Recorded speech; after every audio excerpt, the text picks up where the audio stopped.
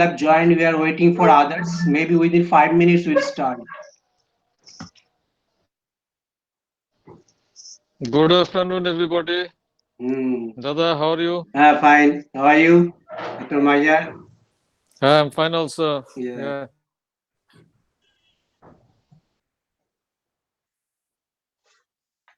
Dr. Shiv Kumar. Good afternoon, Dr. Shiv Kumar.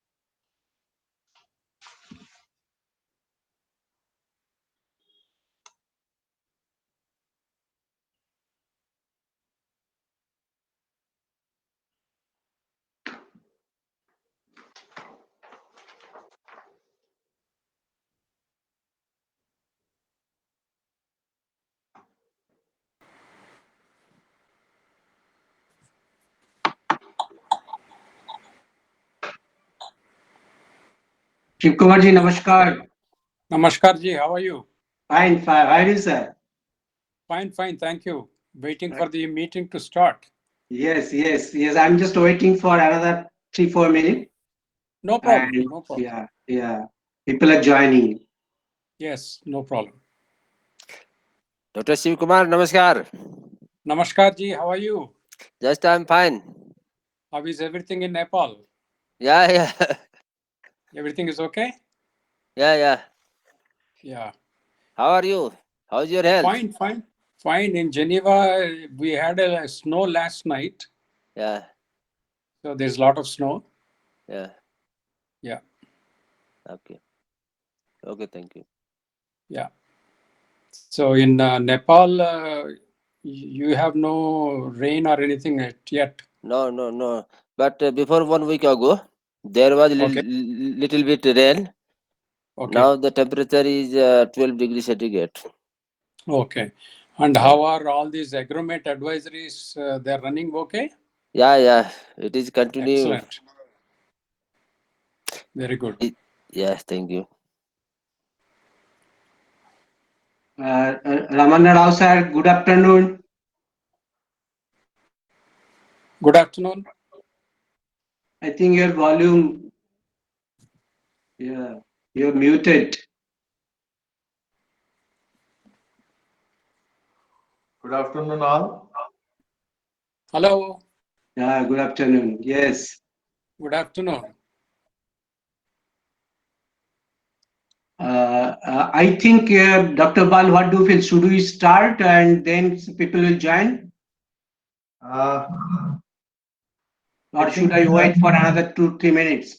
just wait for 2-3. Let at least 15 people should come. Right? Okay. Dr. think Bal, that- this is Shivakumar. How are you doing? Fine, sir. Very nice seeing you. Very nice that you are Yes. the president for this group. Yes, sir. Thank you for Yes. Dr. Navansu to Yeah. Yes. Pashupalak ji, namaskar. That's why your volume is off. Dr. Pasupalak, you can. Yes. Is it okay? Yeah. Is Yes. it okay? Yeah, now it's okay. Yeah. Now, Ramanji, namaskar. Srikumarji, Namaskar, namaskar. Namaskar. Ramana Rauji, Namaskar. my guru is there. And Shantanu Babu, my student. Namaskar, everybody. Namaskar. Namaskar.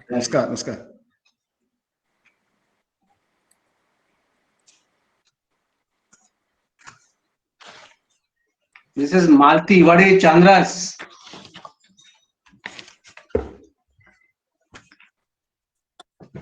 Okay.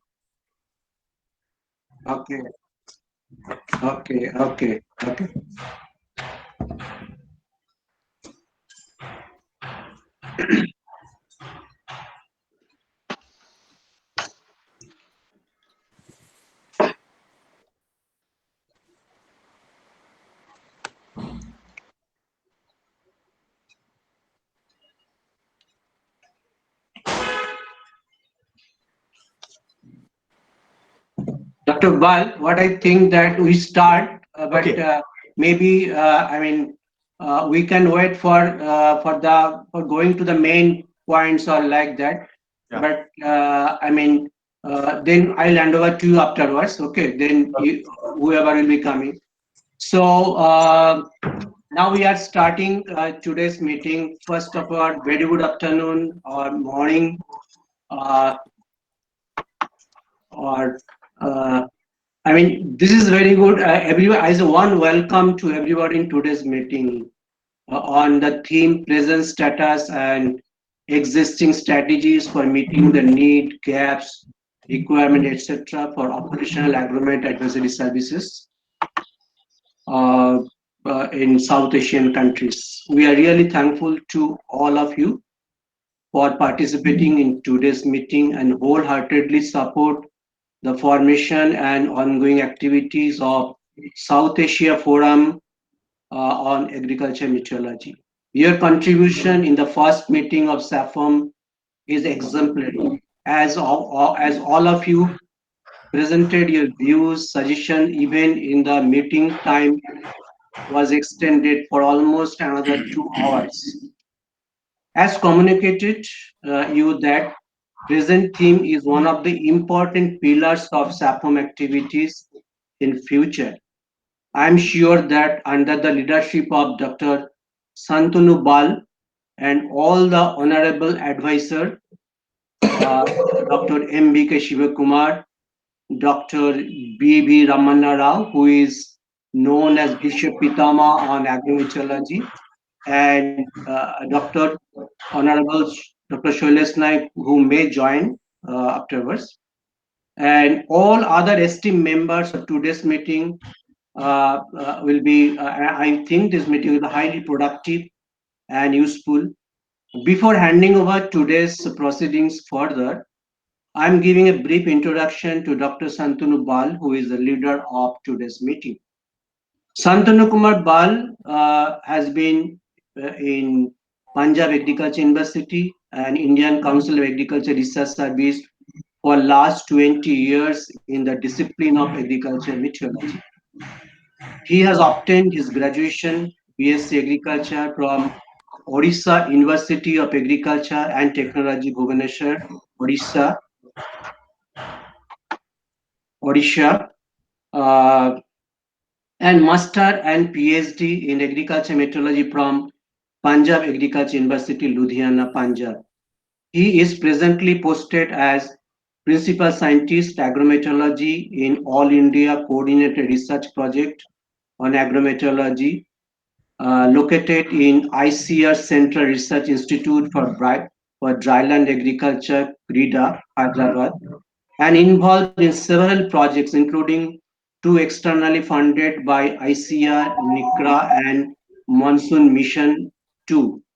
As a visiting scientist to Israel, uh, visiting Israel under Masa Fellowship, he worked on database management in meteorology and hydrology.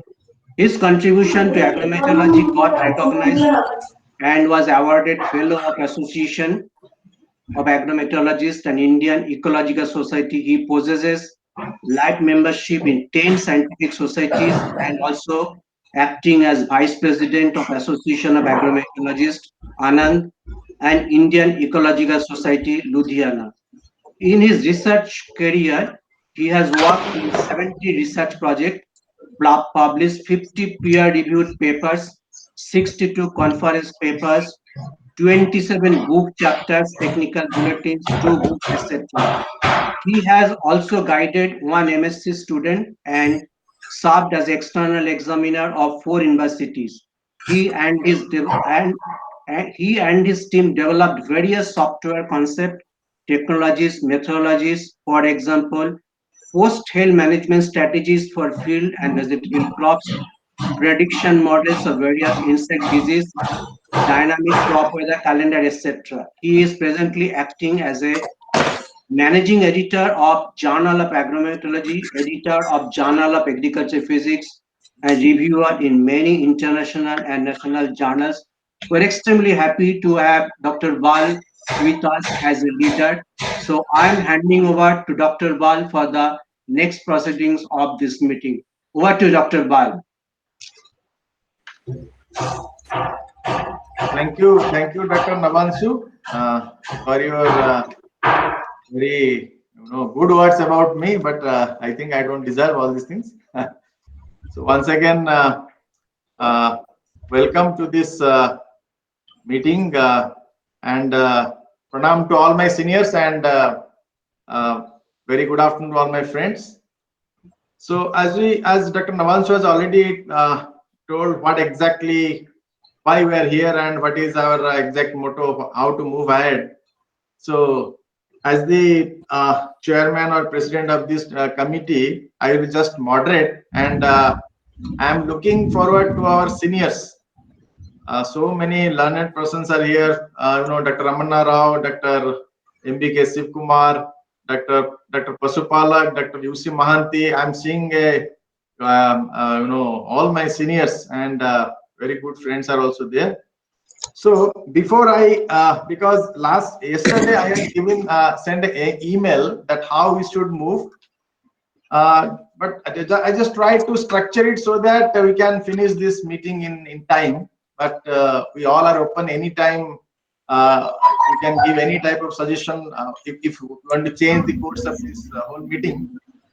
And I also propose that one member from each of the countries should present for 5 to 10 minutes about what is the status of this operational agreement advisory services, and what are the difficulties they are facing there, and what is the gap and how to address those gaps. Because as we are proposing this SAFOAM, if you understand the gap and details, then we can finalize in which way we should move ahead.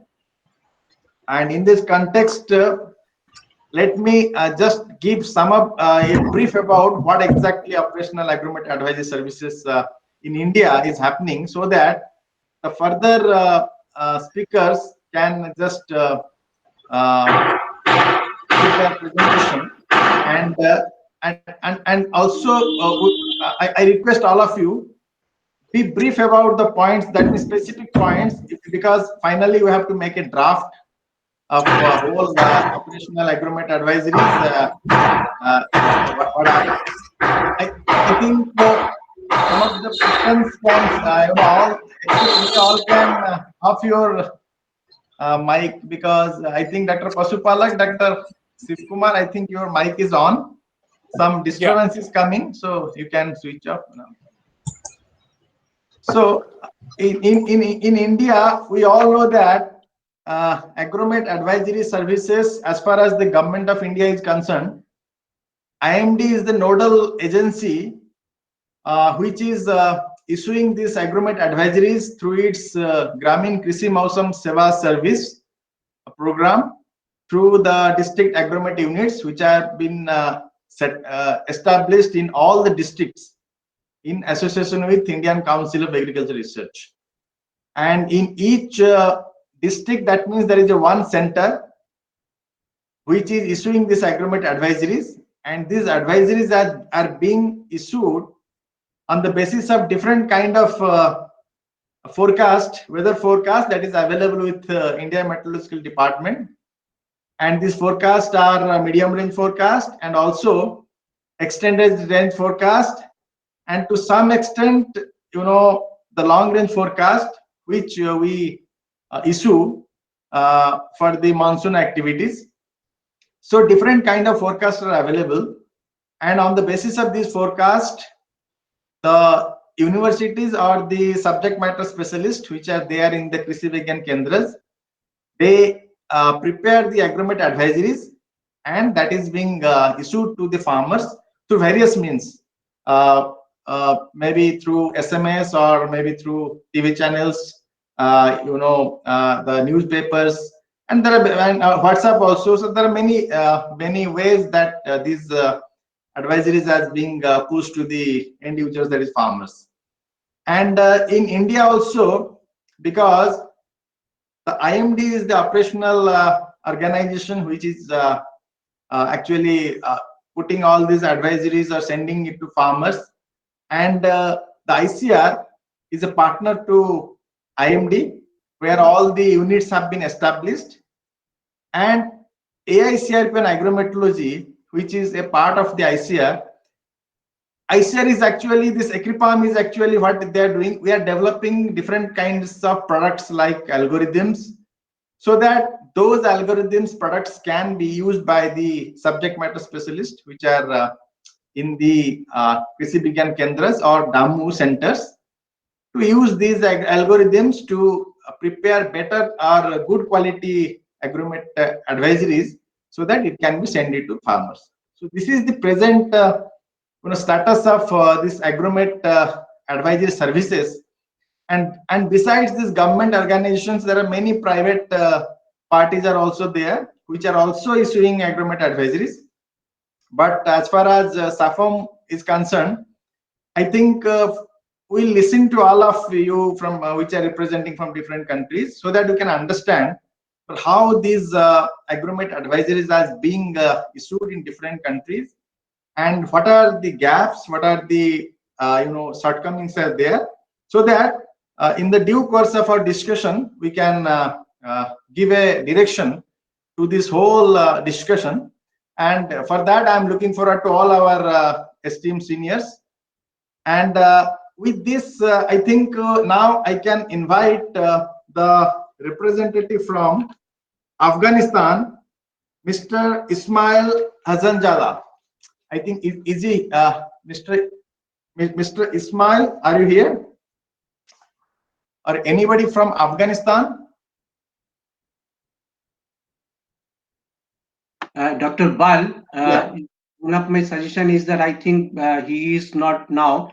Okay. But Before, I mean, if you okay. before that, if you Yes. give the all advisor, including Okay. Dr. Mohanty Sahab, I think and they can advise us how to go. And in the meantime, Okay. they may join, right? Okay. Yes, yes. So we can now invite our advisors and some of the esteemed senior members. You can just in a 2-3 minutes you can give your viewpoint, maybe in which way we should move ahead. So in that, so Dr. Mahanti, are you here? Yes, I am here. Yes, sir. Sorry, I'm intervening. Actually, Dr. Bal, Yeah. we don't have much people, around 17 people are there, but Okay. I mean, and we have a lot of time now. Okay. So I think that, I mean, time may not be any constraint. Okay. So advisor can speak. I mean, as per the Yeah. But Dr. Navansu, what I suggest, let's listen only 2-3 minutes from all of us.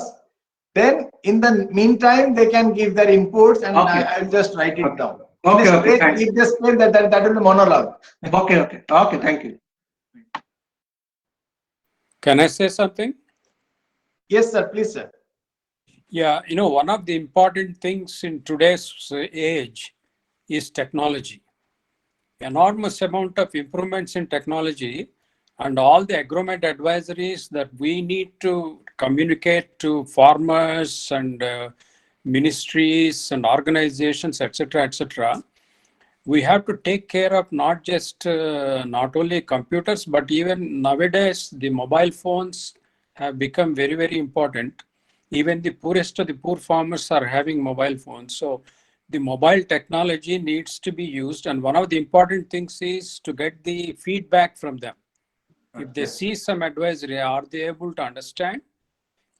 So one of the things that all our organizations should do in all the countries is there should be a small room with some experts who can receive this feedback from these poor farmers and others organizations and provide the feedback. Yeah, so that's very, very important. So these days, this is what, for example, all of us now in this meeting, we're all using our iPhones. Yeah. So our mobile phones are working so well. So this is what is important, that with technology that is available today, we should be able to use it very, very importantly, and then communicate everything to all the users that need these advisories. Especially in South Asia, with all the countries with enormous populations, this is very, very important. That's a very good point, sir. Thank you.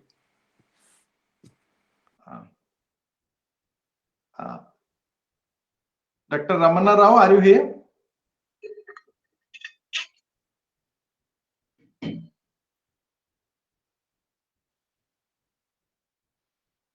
Dr. Mahanti? Okay. Sir. So thank you very much and very good afternoon to everyone. I think India is very rich in agrometeorological advisory, and that should be implemented in all our Southeast Asia countries. And India also doing now seamless forecast, like we have seasonal forecast, we have monthly forecast, pentanal forecast. Besides, we have short and medium range forecast. So as a service to farming community to get their actually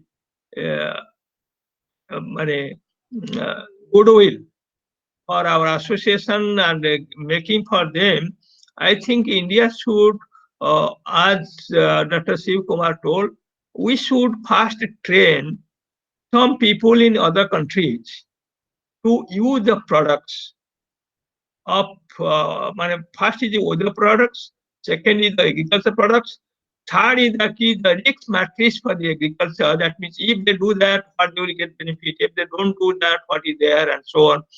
So this thing first actually let our entire community know this thing. I know that Indian agrometeorologists, they are very well acquainted and they have very rich experience. But we are not sure that how it is really implemented in Nepal, Bhutan, Bangladesh, Sri Lanka, and neighboring countries. So therefore, this is a good attempt to know that what is the gap and then what is the need, what our farmers really need. We should not have something which they don't need, but we tell, oh, we can do. So their need, we should have a questionnaire. We should have very good questionnaire prepared by our experts, which should go to the prospective farmers. We cannot reach every farmer, but we can reach at least the representative farmers and get their need. And even in India also, we should get from our farmers what we are giving and what they need, which we are not providing. Maybe we have, but we feel like, oh, it is not maybe required. But a farmer can tell, okay, you give me this thing and that's what I need. I don't need your very sophisticated products. I may need actually only temperature or rainfall or whatever.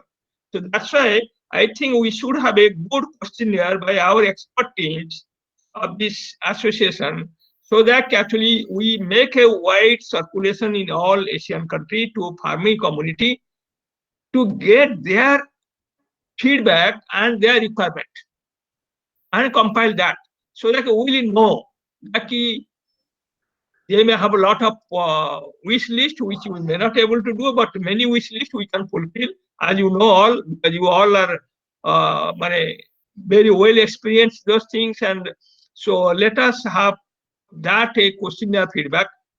That is, Dr. Bal, that is the first thing you can take help of everybody and make a questionnaire for circulation farming community, and through our member countries and their team, we should gather that. And where we have a gap, we should focus there. And then we should make, with the help of with Dr. Shiv Kumar and many other experts are here, we can have some capsule course for our members who are representing different countries, so that if we are giving them the products or something, they can use it. And one is that actually, as we were discussing other day, like actually harvest time rainfall, unusual rain, it has a very good impact. Particularly, I saw in Odisha, suppose people, the rainfall in December when they are harvesting the rice crop, and if unusual rain comes due to WD, western disturbance, because western disturbance is predicted very well, sometimes 5 to 10 days or within 2 weeks. So that forecast is very good, because they take a step to harvest it and take their home, or they save their crop, being actually it is waste in the field. Then we actually a break monsoon or break period, which now we see different models can become. That is very useful for the farmers. So let us get one thing as I suggest, the questionnaires to get the requirements and feedback. Second thing that we train our representatives from different countries to bring to same level so that they can use the products. So this is a service we should start. Actually, the expertise of and many of our members, as we see here, maybe at least 1/3. They are all retired but very experienced persons are here. Hmm. So they'll be very valuable to train our counterparts in other countries to use the products for meet the farmers' need. So I think these two things help you to establish a gap area and this thing. But once it is there, actually, as Shiv Kumar told, that now technology have done so much, it can be communicated even through the messages, SMS, which is going on in India, or it can communicate it through that dialogue, actually, because some community farmers, and then we can have already SASCOM and other things there. So that is actually in scientific level, but we can go a little bit to prospective farmers also, so that they can know and they can discuss with our expert members that, okay, if monsoon is going this year weak, what we mean by that weak, whether it is onset will be delaying, or whether it is actually total rain is going through that, or what type of crop will be suitable. So the experts can, like this forum sitting, good experts, they can sit and interact with many people from different countries. So that will be good service, and directly by our society, association for the society, as well as we can train our counterparts in our neighboring countries, starting from Afghanistan to Sri Lanka and so on, so that I think it can very well utilize the products, because this is application science, and our association is not that we meet only for, of course, we should have annual meeting and other things, scientific interaction, training program, many other things, but at least let us start some service. Thank you very much, Dr. Bhatt. Thank you, Dr. Mahanti. Can I Dr. make Pos- one? Can I Yes. give one feedback? Yes, sir. Yes, sir. Yeah, one thing that we have done in the World Meteorological Organization back in 2000 is to start the roving seminars for weather, climate, and farmers. So we organized 10,000 seminars in Africa, Asia, Latin America, and so on. What we used to do is we used to bring farmers from different villages in one place for one day. In the morning, we used to have presentations from the meteorological services, agriculture, and other organizations. Then we used to serve the lunch for the farmers. And in the afternoon, we used to have the feedback from farmers. What kind of advisories they're getting? Are they understanding? What can the meteorological services and other organizations do to help them? So this is another thing that we can do, like what Dr. Mohanty was saying, how do we help the farmers? Really, farmers should be given the understanding that they are most welcome to give their feedback. So all scientific organizations will be coming forward to help the farmers. So in all South Asian countries, this is also very important. So one of the things that can be done is to organize these roving seminars on weather, climate, and farmers in all the countries. Like when I was a World Bank expert in Nepal and in Bangladesh, we used to organize these roving seminars, and the farmers were very happy. Yes, sir. That's a very good suggestion. But that's how SAFOAM can be brought into the picture. That is the main question. Suppose this forum is formed, then how SAFOAM will play a role in that? That has to looked into. Though what SAFOAM can do is the various representatives from different countries, if they need some information on this particular aspect, we can provide that information. We can even have some experts go to their countries and help them organize these seminars for the farmers. Yes, Doctor. Very good. Yeah. Very good. Dr. Pasupalak, can you throw some light?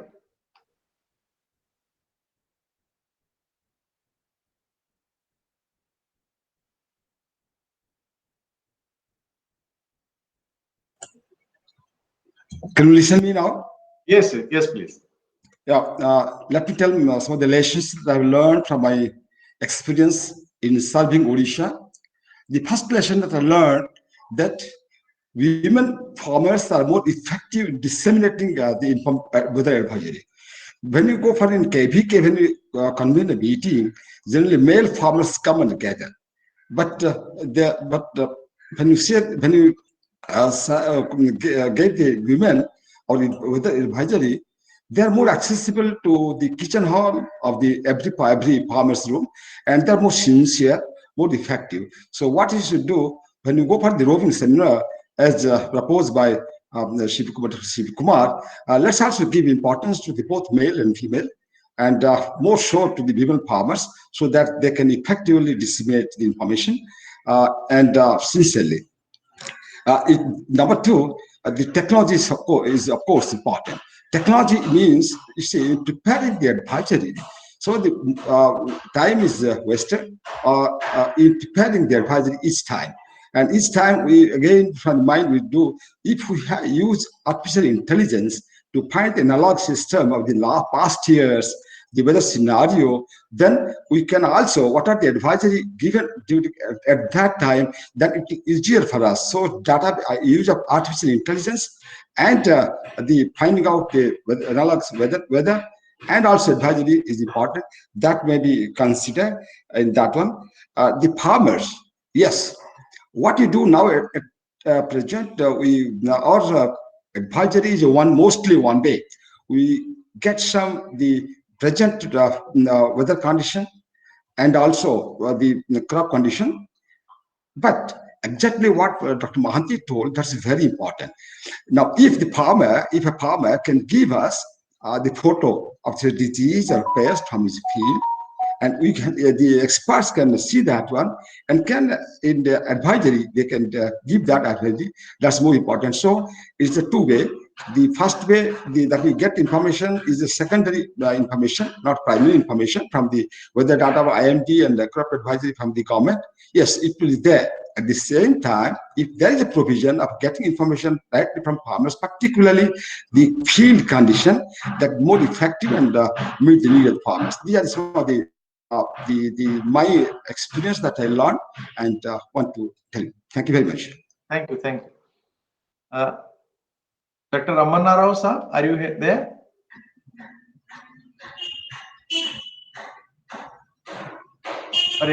Or anybody want to just have some points, basic initial points? Then we can move to the presentation part. Dr. Srinivas, do you want to tell something? Okay, good afternoon, good evening, sir. And actually, our senior colleagues, Dr. Shivakumar and UC Mahanti and Dr. Pashpalak, they have given a good suggestions to improve the agromet advisories. So there are two issues mainly.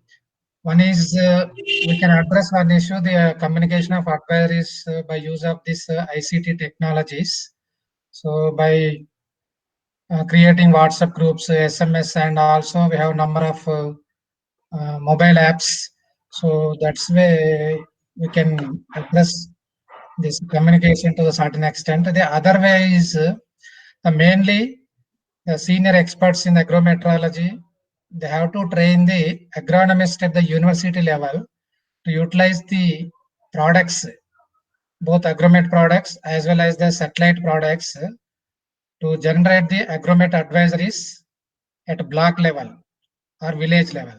There are many products available on these aspects, but technical persons working at the field level, that means they are persons involving in the preparation of agromet advisories. Many times they fail to link the weather forecast with the crop condition. So we have to bridge that gap by providing the effective training to the agronomist at the university level or persons involving the ICR in preparation of agromet advisories. So this is a very much important, sir. It is a very big gap because I am involving this agromet advisory services from 1998 onwards. But every time I will experience this kind of a problem. But recently, I'm trying to incorporate the real-time weather forecasting in the preparation of agromet advisories. But I can say many people, they are unable to understand. But year after year, many new young generations are entering into the field, and they may need some kind of training for effective preparation and dissemination of agromet advisories. So that's all. Thank you very much, sir, for giving this opportunity. Thank you, Dr. Srinivas. Also had joined Dr. Bal. Yeah.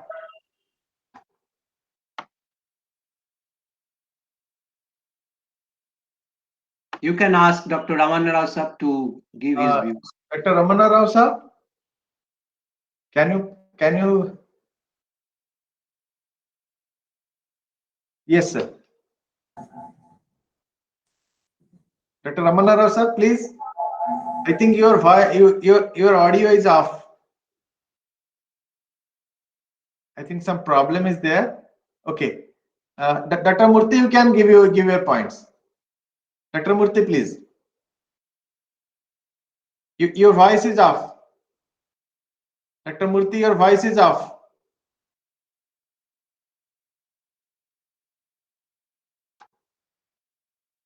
Please turn your mic.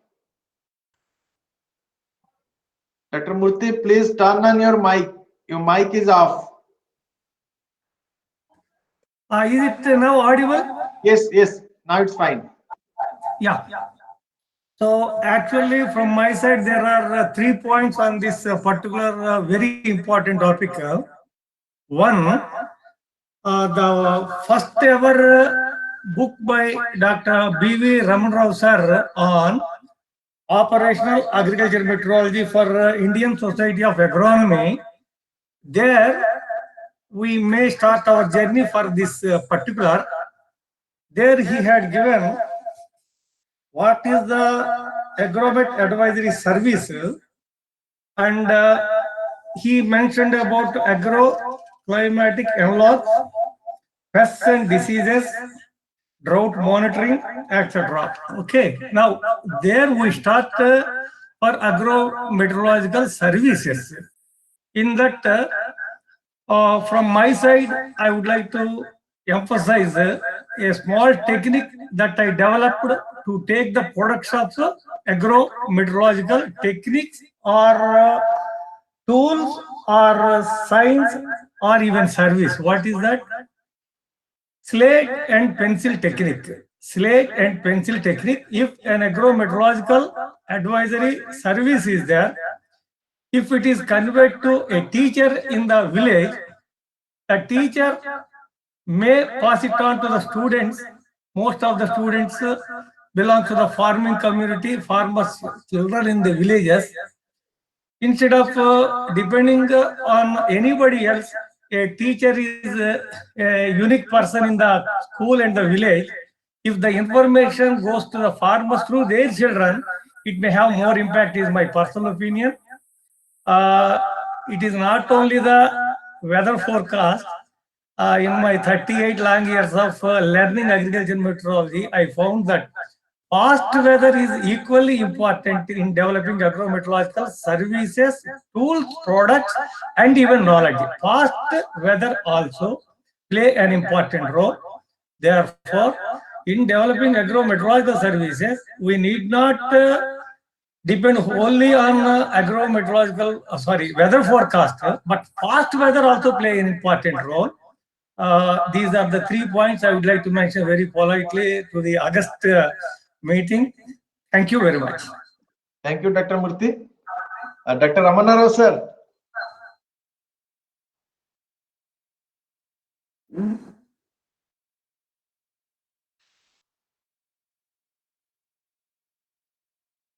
Please put on your mic.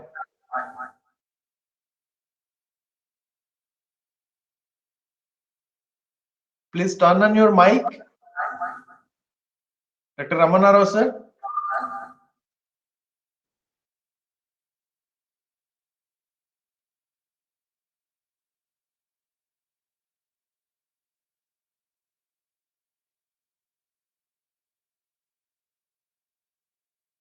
I think some problem is there with Okay. So, Dr. Navansu, should we now move to the presentation part? In between, all can come and give their suggestion maybe. Okay, that sub is there. Yeah, Ramanarasam, you have muted. Some issue is there with you, Okay, maybe Dr. with you. Okay, Dr. Bal, just given information that so far I have seen from Okay. Sri Lanka, then Bhutan, then Bangladesh, then your they have already joined now. So Yeah. you can start so that other can Okay. join. Right? Okay. Okay. So, let's start with Bangladesh. Mr. Mazharul Aziz, are you there? Yes, Yes. I'm here. Yes. So, are you going to have any Uh, slide presentation, or maybe you can no, extempore? just I will provide some briefing Okay. Okay. regarding my Please. experience in this line. Okay. So, welcome to everybody. Dr. Aziz. So please Yeah, just tell us about the need, gaps, requirement, or the status of operational agreement advisories in Bangladesh. Okay, so that okay. all can understand what is happening at your country, and then what maybe the requirement, or maybe in future what SAFOAM can contribute. That way we can discuss. Okay. Okay, thank you. Okay. Welcome Okay. to everybody. I'm Mazharul Aziz. I work for Department of Agricultural Extension. Uh, Basically, I'm working with agromet services or agrometeorology in last 5 years, from last 5 years. Like I initiated my work in agrometeorology in 2015 under the formulation phase of World Bank funded project. You know all regarding that project. And Dr. Mannavar Shiva Kumar sir, he was the consultant of that initiative. And eventually, uh, uh, after a long time, I will say that we start working in 2014 early, and the project was approved by the government in 2017. So since then, we are developing the agrometeorology services in our department through the World Bank funded project. Now we are providing district bulletin and national bulletin. District bulletin for all, we have 64 districts. For all 64 districts, twice in a week, and national bulletin once in a week. These are all initiated or administered by our international consultant, Dr. Navangshu. We learned a lot from him, and still we are learning from him. So at present, we are providing the district bulletin and national bulletin, and also some special advisories or SMS alert in case of emergency situation. The mode of dissemination of our information is that at central level, we have a national agromet committee that comprise the members from different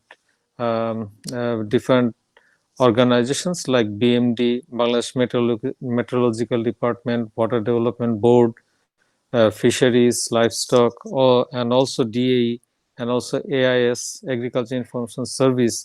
They are the members, and we have focal person at district level. So they provide us the agricultural information, and we collect the crop stage and status of the crop. These things are uh, gathered from district level, and from meteorology department we get the meteorological information up to the district level. So analyzing those, we provide that we issue the agromet bulletin twice in a week. You can go through our BAMIS portal, bamis.gov.bd.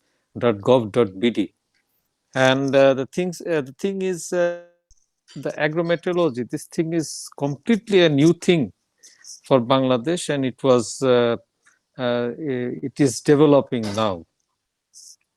So the thing is, what I feel from my experience that the gaps, the main gap is I would like to say that we don't have location specific meteorological information. You know, we have 64 districts, 491 sub districts, and near about more than 4,500 union parishads. So we have 30 agroecological zone in Bangladesh. So though it's a very small country, but we have wide variation in terms of weather, in terms of land, in terms of agriculture. Everything is very much complex here, and we have a lot of crops that are grown in our field. So the gap is that if we don't have the location specific information, that will not help the uh, so that block level or panchayat level farmers to get the exact or accurate information. And also the thing is the lead time between the meteorology and getting the meteorological information and issuing the agromet information or agromet advisories. This requires lead time because in case of agriculture, what we understood in last Amphan or Bulbul, the thing is we had to issue the bulletin in advance. Like in Amphan, we issued bulletin on 16th and it was updated on 18th of May and the landfall was on 20th May. So up to 18th, the meteorological department, they didn't nomenclature the name of they didn't name the cyclone. But we have to issue the bulletin because agriculture requires the collection of labor or the preparation or prepare the machineries to harvest the crops. A lot of things will be a lot of things will happen in the field because, and also the agriculture sector requires more time. And also what I understood, only training will not help to minimize the gap or fulfill the requirement of agrometeorology for location specific.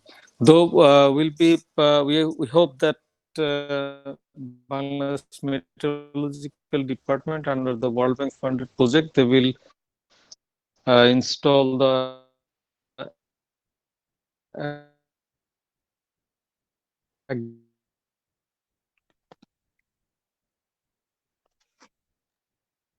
Dr. Aziz, I think your brand, there is some problem in your brand width. and between the Yeah. terms and terminologies of meteorology, agrometeorology. Yeah. Yeah, it's fine. Please Sorry. continue. Please You continue. understand? Is it audible Please now? continue. Yes, Okay. yes. And okay, thank you. And as India, as the agrometeorology is institutionalized, the agrometeorology in Bangladesh is not institutionalized yet because it is ongoing with the project support now. So soon we are proposing through our department that there should be some agrometeorological wing or something like that would be established in Ministry of Agriculture that will help us to institutionalize the agrometeorology. And also we have main problem I'd like to say that is the educational aspects of this agrometeorology because before starting the agrometeorology project, I didn't. I can remember what I learned from my study that regarding the agrometeorology. So, with the help of World Bank, uh, will be we just propose that two agriculture universities will open agrometeorology departments. So, yeah, I think next couple of years we'll get expert manpower in agrometeorology. And also we have worked, presently we're working with the collaboration of NGOs like where we have worked with RIMES to generate the IVR for the flood affected areas. So these are the things from my experience, I expressed my thinking. So I would like to say that we have developed a lot of things, and SAFOAM can actually they can first initially they can work with the policy level. Policy will say, I would like to say that at ministerial level, they may sensitize the ministerial level people in different South Asian countries. And then they will develop something to uh, train up uh, or develop manpower in agrometeorological field. This is all from my side. Thank you. Yeah. Thank you, Dr. Aziz. Very good points. I have some query. What is the status about weather observation and weather forecast in Bangladesh?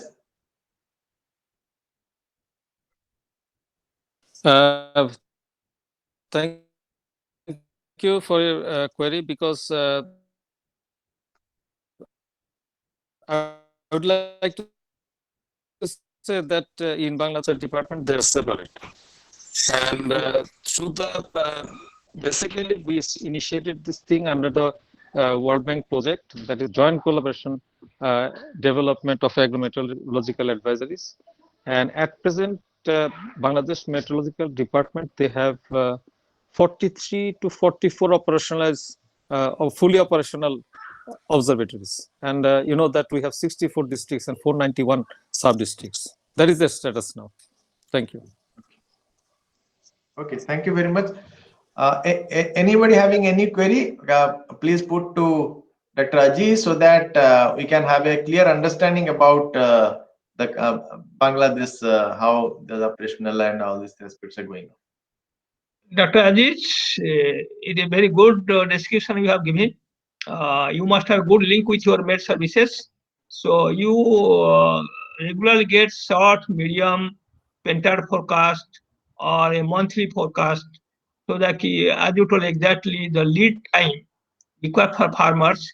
So if a short range forecast you are getting, by the time you translate to agro and advice, it may be uh, uh, very less time for them to prepare. So suppose you have 10 days forecast, eh, two pentards, which actually India is developing and it is very successful by IITM and IMD groups regularly. They are doing for three pentards, four pentards. And do have something like that so that you can tell them in 10 days or 15 days in advance some type of advisories. And then for planning purpose, as you told exactly, planning purpose, you need a long-term things like this year is going to have more rain or going to have less rain. So variety of rice crops or alternative crops, they decide by seasonal or even more than season forecast. So that actually at least a seasonal forecast so that they can take a strategy of what type of crop they should grow so that it will sustain. Do have this type of forecast also regularly available to you to translate for farmers? Okay, thank you for your comments. Basically, the thing is, I mentioned the lead time required in case of emergency situation like cyclone, flash flood. That is my requirement of lead time. Because in this case, last Amphan, what we did, we regularly observed the IMD tracking of Amphan. And so with that tracking system and following the IMD forecast suggestions, we developed the agromet bulletins for the affected areas. So in this case, the lead time is required. But the thing is, we are getting all kind of information from the BMD and in our website, that is BAMIS portal.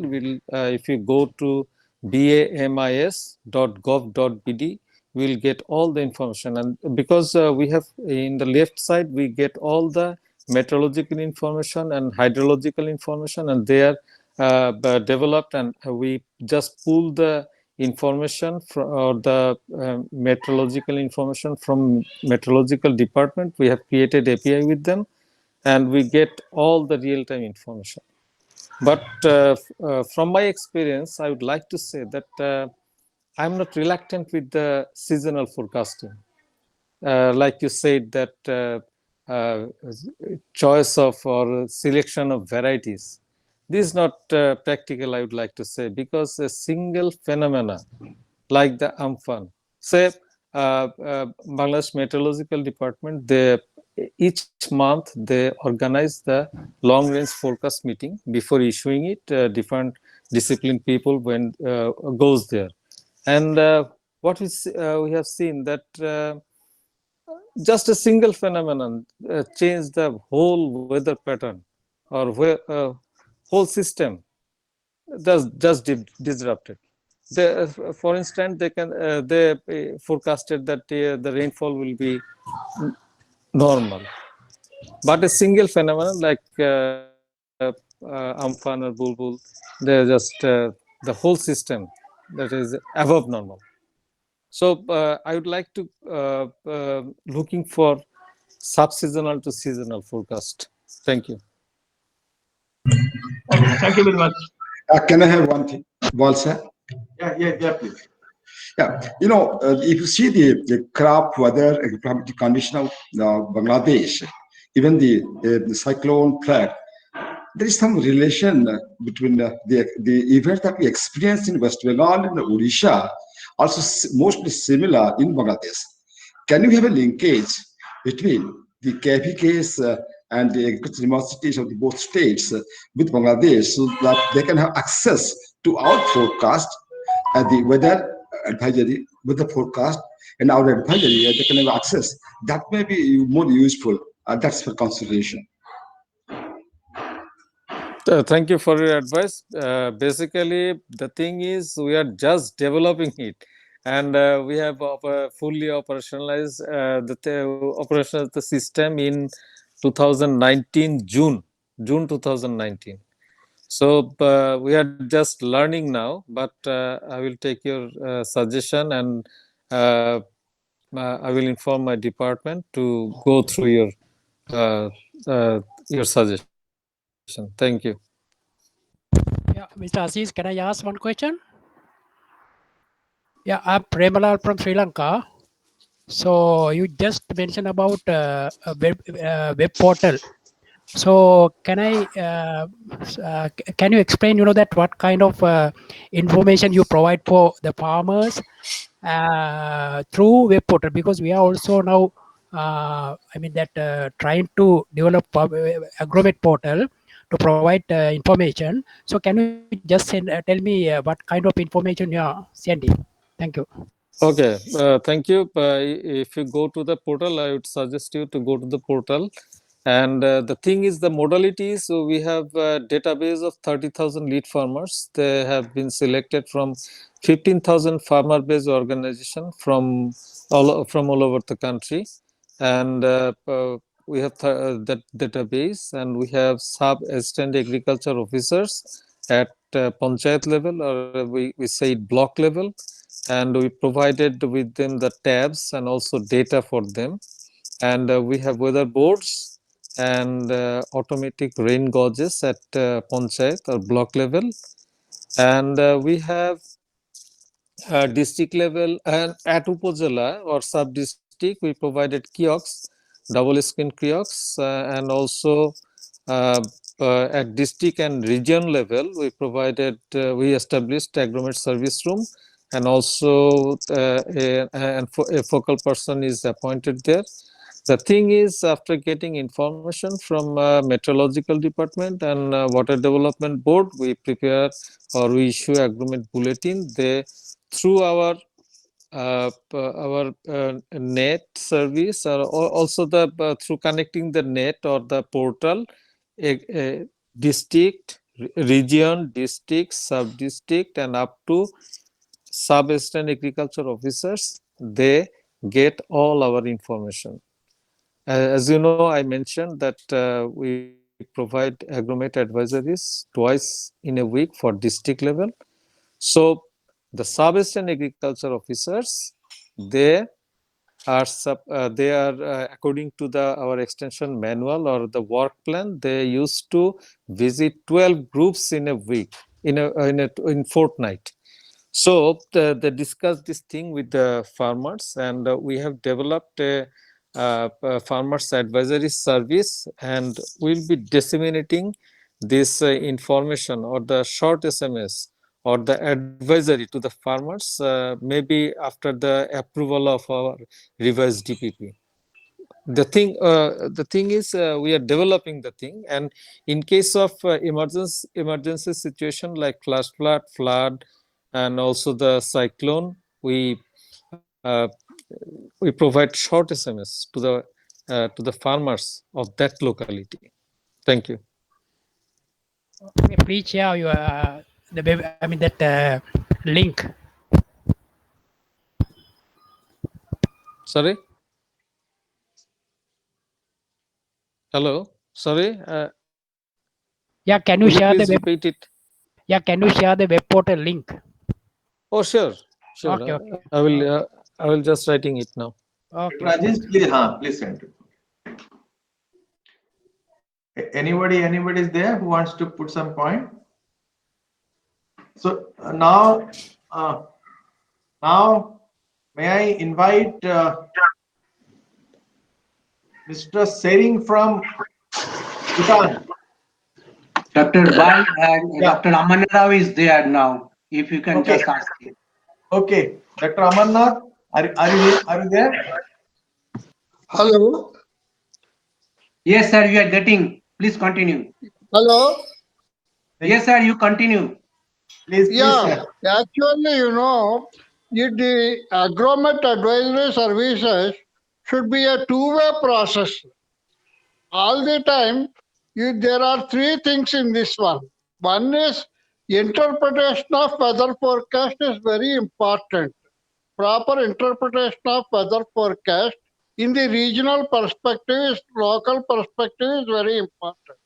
Second thing is you have to identify the critical operations where an agriculture weather forecast is going to provide some solution for operations, carrying out operations at field level. Third thing is you should be able to get some feedback from the farmers also on how they responded to the weather forecast, whether it is useful to them or not, or what further information they wanted. These things have to be improved. Very good points, that's sir. Very good points. So, Dr. Navansu, should we now move to second presenter? I think so. Right. So can I now invite either Dr. Sering from Bhutan or Dr. Giriraj from Sri Lanka? Anybody available now? We can go by sequence, so we can ask Okay. for Okay. Bhutan. Mr. Sering from Bhutan, please.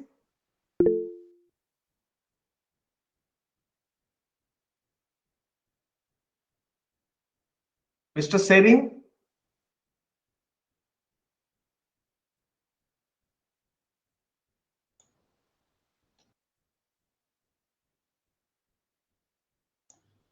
I think he is muted. Okay, so maybe otherwise we can now invite Dr. Saha from Nepal. Okay, Dr. Sering has joined. Just a minute. If he is able to connect, then we can go with him. Yes, Sorry, Dr. there was a bit of a problem here. No problem. Dr. Sering, now you can go ahead. Thank you, Chair Dr. Bal, and good afternoon, good morning, and good evening to all the respected participants for this very important meeting. I have prepared a very short presentation for this meeting. I will share the screen now. Oh, actually, it's not working. I'm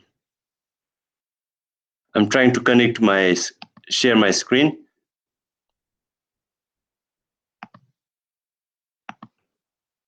Oh, okay. Is it visible? Yes, yes, now it is coming. Yes, now it's okay. So firstly to introduce myself, my name is Tsering Wongchen, and I mainly look after the agro-meteorology program of the Department of Agriculture. And at the outset, let me thank Dr. Bal and Dr. Navansu for giving us this opportunity to present the status of agro-meteorology program of our respective countries.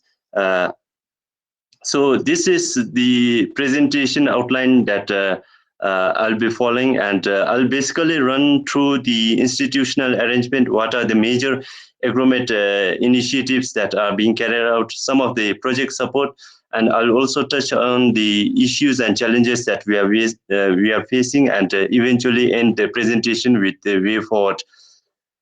So, with regard to the agrometeorology program, it's just the opposite what Bangladesh is doing, but because uh, the agrometeorology program was formally institutionalized in 2019 under the Agriculture Research and Extension Division of the Department of Agriculture, and it is one of the major program of the Agriculture Research and Extension Division. And the reason why I am saying it is the exact opposite of Bangladesh is because the program as such is institutionalized, but on the operationalization of agromet services, we are not being able to achieve much in that front. Now, coming to the institutional arrangement, please be reminded that there are two national agencies involved in the delivery of agromet services. The first one is the National Center for Hydrology and Meteorology, and the second one is the Department of Agriculture. And the National Center for Hydrology and Meteorology, they are most concerned with the weather forecasting and climate-related studies. On the other hand, the Department of Agriculture is a technical agency who mainly deals with the delivery of agriculture services. And since we have limited workforce in the Department of Agriculture, we need to bank on the services of agromet focals that are based in Agriculture Research and Development Center, the National Plant Protection Center, National Soil Services Center, and some of our extension officers, and including the IT officers of the Ministry of Agriculture. Now, coming to the agromet services, we currently the agromet decision support system that was developed by RIMES. It is acting as the cornerstone of agromet services in Bhutan, and it is actually a web portal to generate and disseminate crop advisories of specific location and of specific crop using machine learning algorithm. So, what this decision support system? Sorry, can you make the full screen so that we can see the pictures? Okay. Is it full screen now, Doctor? No, you can just go down and just make full screen. Yeah, here it's I've shown Otherwise, it you in continue. Otherwise, you continue. oh, Right. oh, okay. Because here I've shown it in presentation mode, and it's almost like Okay. full screen. Okay. And Okay. what this system does is the weather forecast from the National Center for Hydrology and Meteorology. It comes into the system, and we incorporate all this crop calendar and all this crop requirements into the system, and the system automatically generates agro advisories, and we are planning to actually we have tested it at field level, but we couldn't actually operationalize to the community level users. So the advisory is based on the crop information and weather forecast issued by NCHM as well as RIMES. And since we also believe that the station network from the Met office is not sufficient for agromet, we felt that it is equally important to install some of the automatic weather stations in the government farms and agriculture research and development centers. So we have installed 5 sets of Davis automatic weather station. Now, coming to the capacity development, since I said in my in the beginning that we are limited by workforce, and even the current workforce, we don't have the required skills and the experience to handle agromet services. So we feel that capacity development is quite important, and thereby we conducted basic climate and weather services sensitization workshop in the past, and crop modeling and simulation training, including pest and disease early warning training. And these are some of the pictures from the training program. And right now, the project support that we have is the HSDRRP that is being funded by the World Bank, and the JEF LDCF. We are being also supported by GCF and Adaptation Fund. And I just also want to inform that we are working with RIMES and National Center for Hydrology and Meteorology in implementing a project on climate services toolkit. So the current issues and challenges that we are facing is the agromet services is still at an infancy stage, and thereby we are not able to move forward much. And the research information on crop weather and crop weather in relation to different phenophases of growth is quite inadequate, and the workforce is also constrained by a lack of IT knowledge and accessibility, and limited capacity of the workforce. And how we would like to move forward is, I think Dr. Navansu is well aware of the roadmap, and he's actively engaged in preparing the roadmap towards strengthening and operationalizing agromet services in Bhutan. So we hope that we would be guided by this roadmap, and at the same time, we are really looking forward to enhance the capacity of the agromet focals working within the Department of Agriculture. And it is also quite important to expand the climate database and real-time observation network.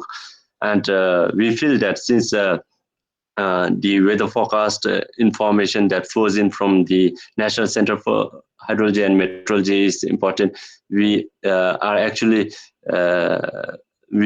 feel that it is important to work closely with the National Center for Hydrology and Meteorology and the Department of Agriculture. So that brings to us the end of my presentation. Thank you, everyone, for listening patiently. Thank you so much. Thank you, Dr. Seri. Now it's open for any comments from any experts, please.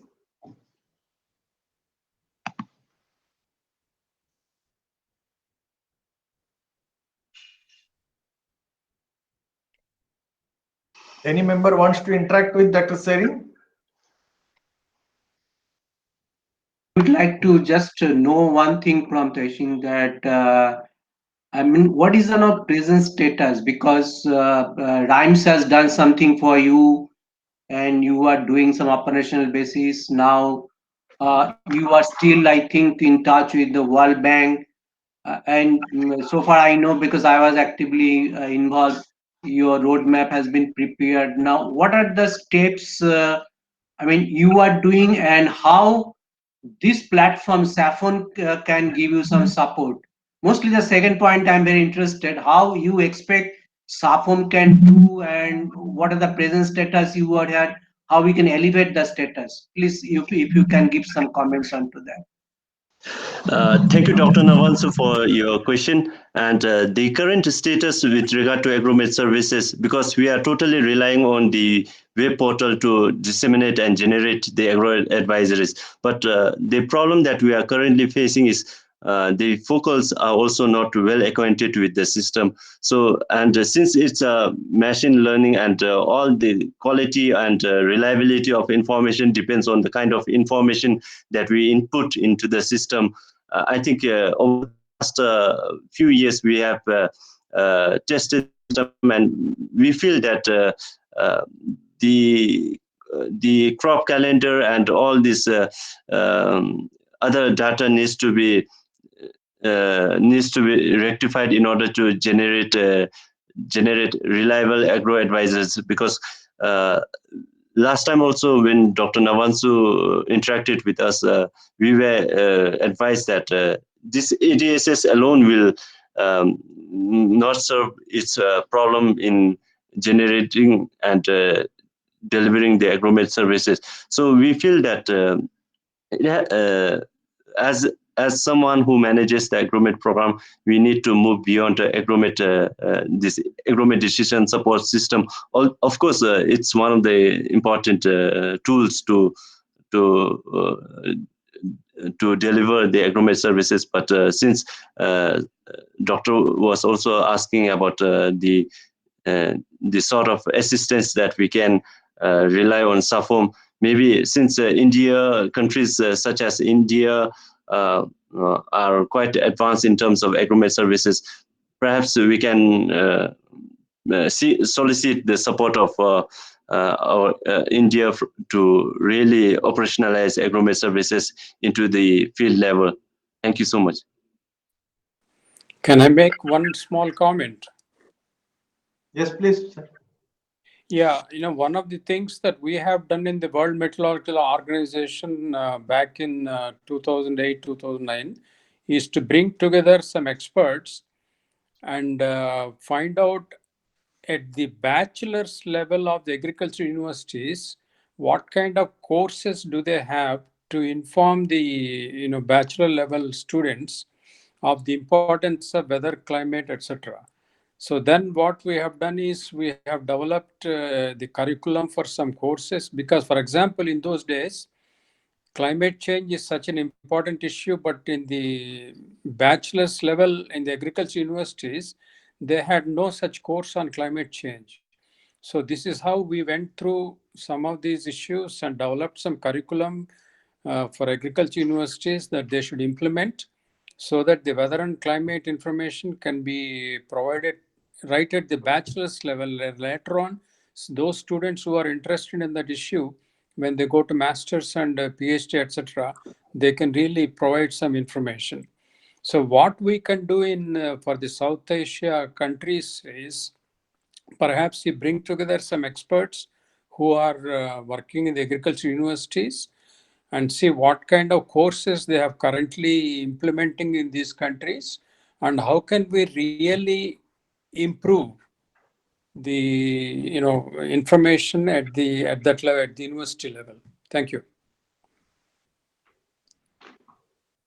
Thank you so much, Dr. Shivakumar, for your wise advice and suggestion. In fact, I also feel the importance to really enhance the capacity because before managing agromet program, I didn't have much knowledge when it comes to agromet.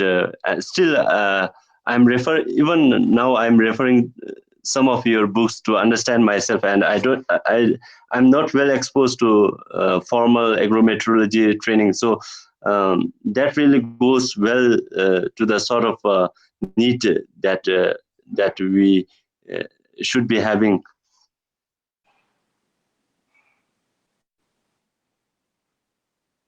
Okay, Dr. Murthy, please.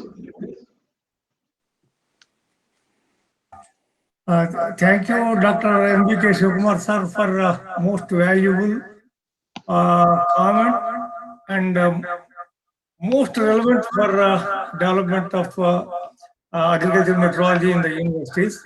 I made a small beginning on 14th of January this year that some basic lectures be brought in the form of in YouTube, okay, like that. So up to May, I planned around 100 and order, of which as of today I uploaded some 30 lectures useful for South Asian countries, keeping in view basic fundamentals, starting from the definition of meteorology to agricultural meteorology. From there, we can, okay, in due course of time, develop. So I have faith in me that I can upload at least 100 lectures like that. If they are useful to Bhutan or any other South Asian countries, and as per their requirement also, I am ready to prepare, sir. This is my interest. Thank you for giving me this opportunity. Hello. The YouTube channel is Agrometeorology Farmers Rural Development. This is the YouTube channel. There I have uploaded more than 35 basic lectures based on the WMO for basic course. It is as per the WMO basic. I was fortunate and I thank Dr. A.B.K. Shivakumar sir for inviting me for the New Delhi conference in the year 2009, curricular development. Based on that tool I developed, sir. This is what. There is a lot to be added. There is a lot to be added. Hello. Sir, Yes, Dr. Sir, please. Actually, you know, what is happening is most of the faculty members in the universities and the agricultural extension workers in the government departments are not aware what kind of products are available from meteorological services.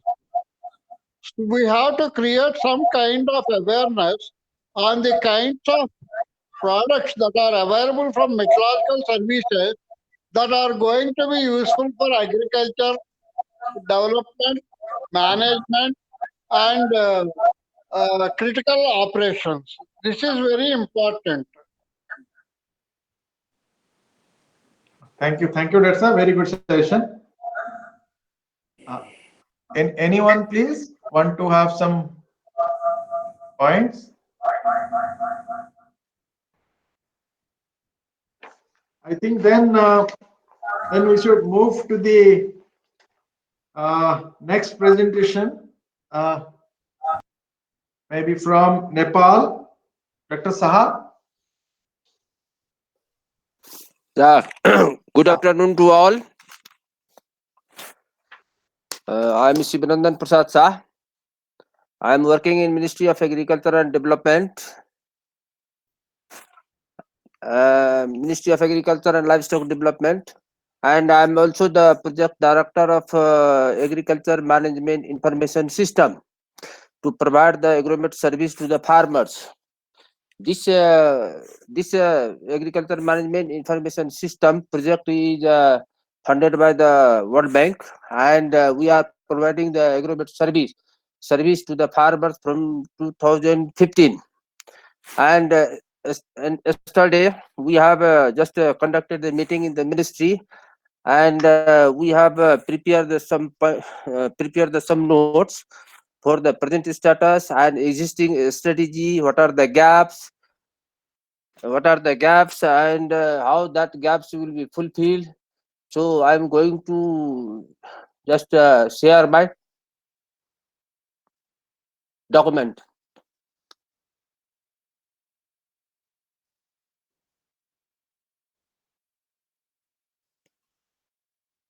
It has shared. Dr. Sering, can you unshare your presentation? Yeah. Yes, I'm going to share. No, Dr. Sering first, he has to unshare. Okay, done. It's done from my end. Share. Okay. Please try once again. It should be working now. Okay.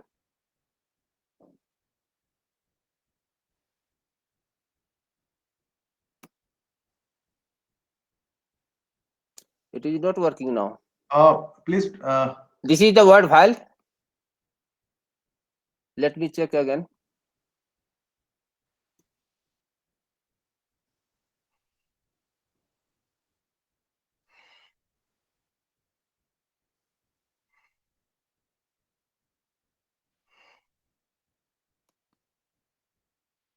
It has shared?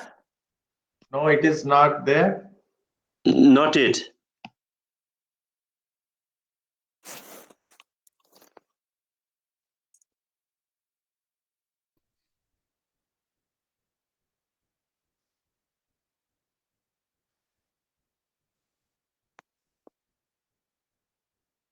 There is a little bit problem. You can read out, we can hear from there. Okay. Okay, thank you. And that agriculture agromet service is only in 25 district is providing under the PCR project.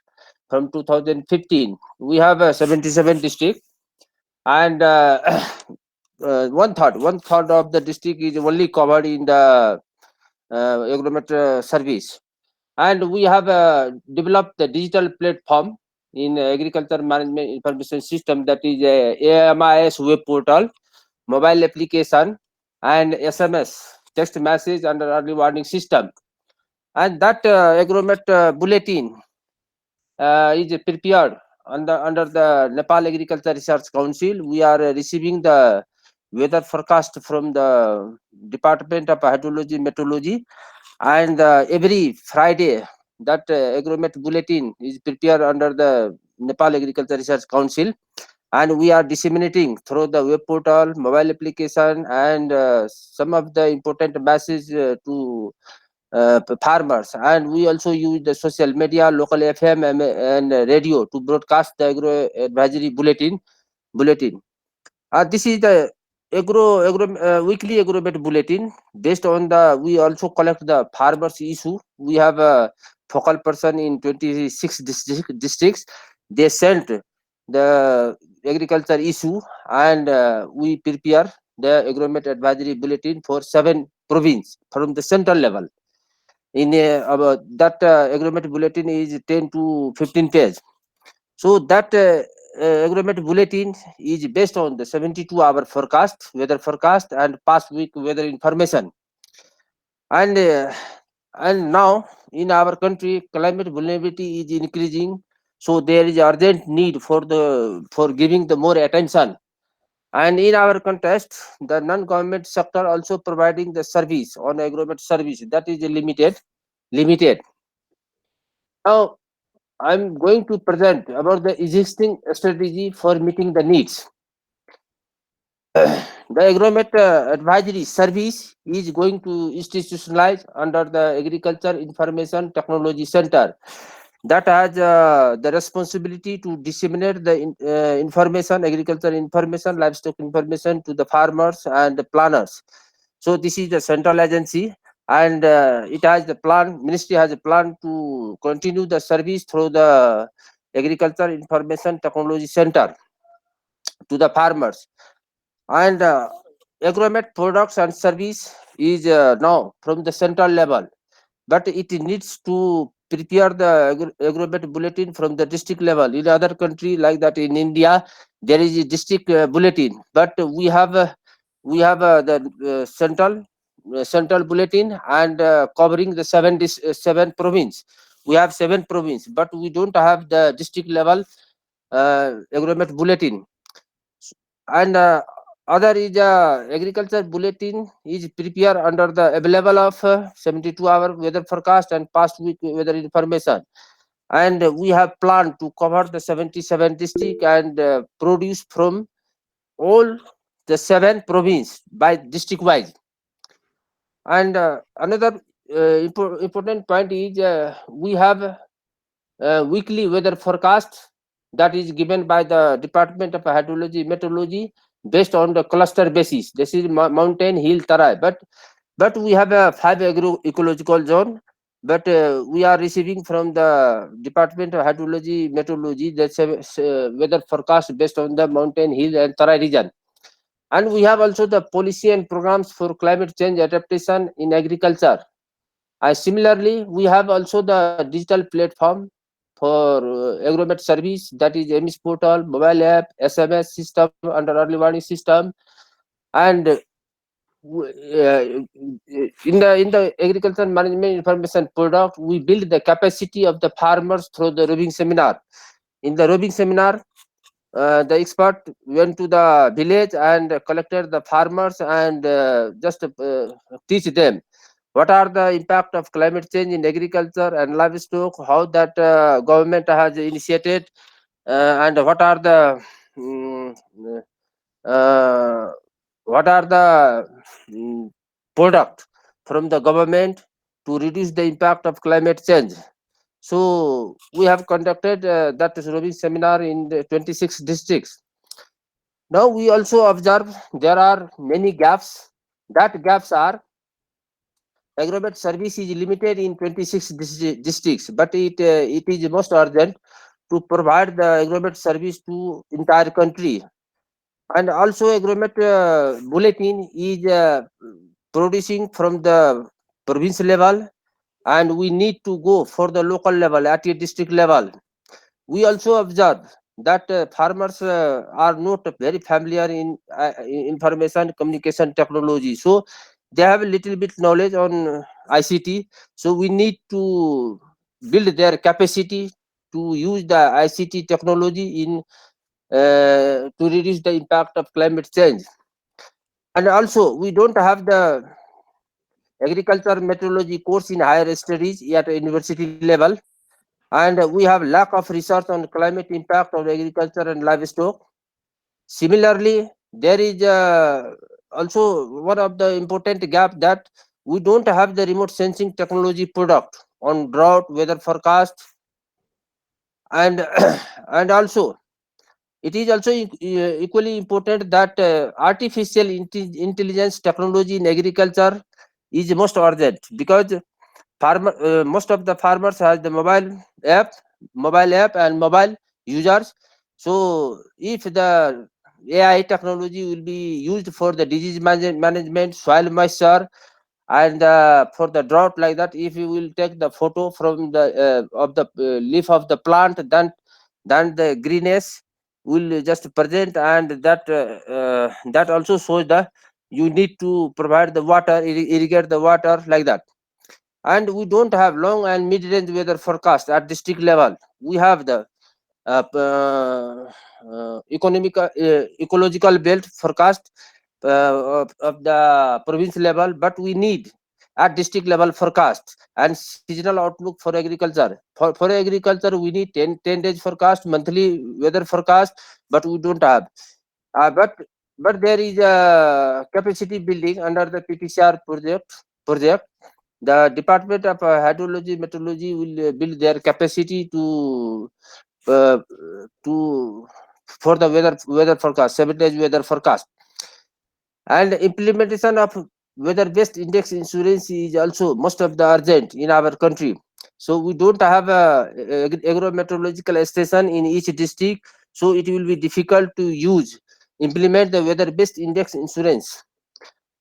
And also in our context, the public-private partnership is very poor for the product and service. And the agrovet advisory focus on the integrated crop management system, and capacity building for agriculturists and farmers are lacking in our country. And we have also just a crop index on the crop water satisfaction index we don't have. So these are the gaps, most important gaps. So that gaps will be fulfilled by 2 years, in the short term and long term. In short term, we have planned to extend the agromet service to the entire country based on the farmers friendly and agroclimate based agroclimate products based on the remote sensing we require, and weather forecast long and mid range at district level. Location specific weather forecast will be very important for the agriculture sector. And also we in the short term we want to operate the private partnership model on climate product and service. And we have the short term, we need to build the capacity through the digital learning and visit our farmers for best practice. And also in short term, there should be the transfer of climate change adaptation based technology for a smart agriculture. And we also classify in the long term. What are the long term we need to do through this platform? Agriculture meteorology curriculum at university level, at bachelor or master's level. We have a agriculture meteorology course at bachelor level, but only for 100 marks. So that should be 300 or 400 marks in the bachelor level. And for the long term, we need research on climate impact in agriculture and livestock, and we need the integrated crop management system. And in long term, there should be most urgent to operate fully operated private partnership model on climate products and service, and exchange of knowledge and technology within the South Asian region. And artificial intelligence technology should be compulsory in agriculture sector. And agrometeorology station we need at each district. We have 753 local level, but 77 districts.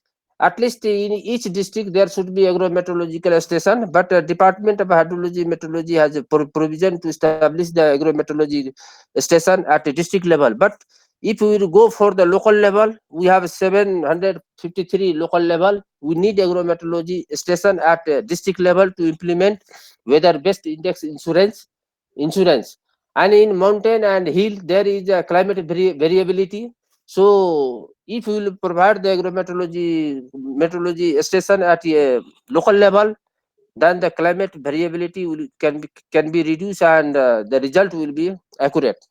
Thank you very much. Dr. Shah, very good presentation. Just one query. How do you expect SAFOAM to play a role in whatever that your plan is there in your country? How this forum can play a role? Just can you put 1 or 2 points, please?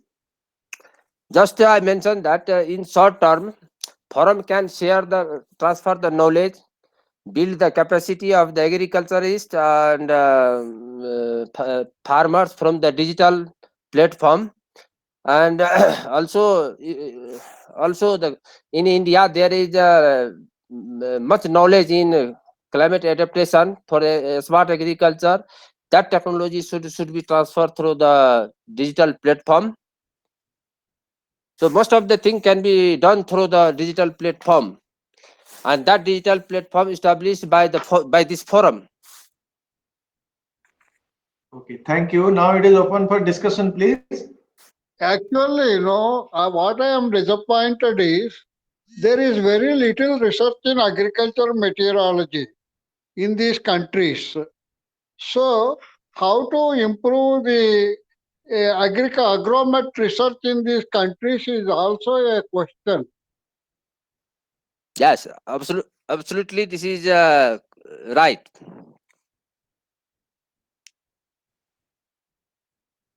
But actually, we are thinking, it is proposing actually that in future, when the SAFOAM will be there and number of experts will be there, and we will be approaching to some of the donor agencies and some of the funding agencies also, so that we can make a very composite plan as per the requirement of the particular country.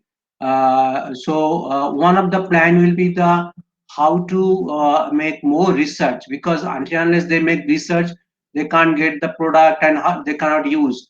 So we will try to link the research with the operational, with the funding agencies or like that, and we'll be helping also. SAFOAM also help a particular country like Nepal, how to write the projects, how to get the fund. So these are the maybe in future how the SAFOAM can help them.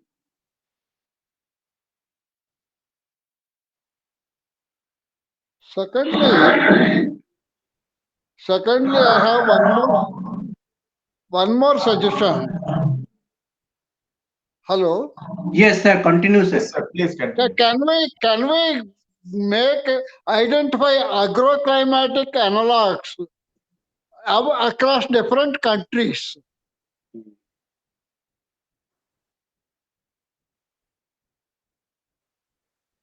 So that is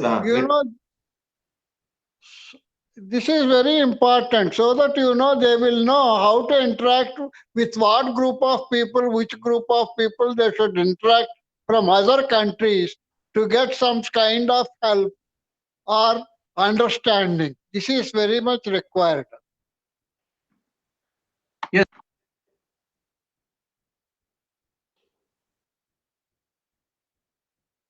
Dr. Navansu, your mic is off. what I want to mean, sir, this is a very valid point you mentioned. This SAFOAM, one of the objective will be that who will be the experts and which are the subjects, and they should be interacting with because if you see India and other countries, the disparity is very wide. So these are the things we will be fulfilling in future. Agroclimatic atlas, analog, everything will be preparing for the region itself, and so that's a wonderful suggestion, sir.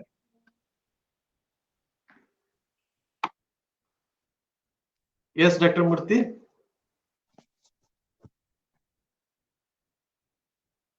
Yeah, as far as agriculture analog is concerned, the definition given by Dr. Raman Rao sir itself in the year 1988 holds good even today.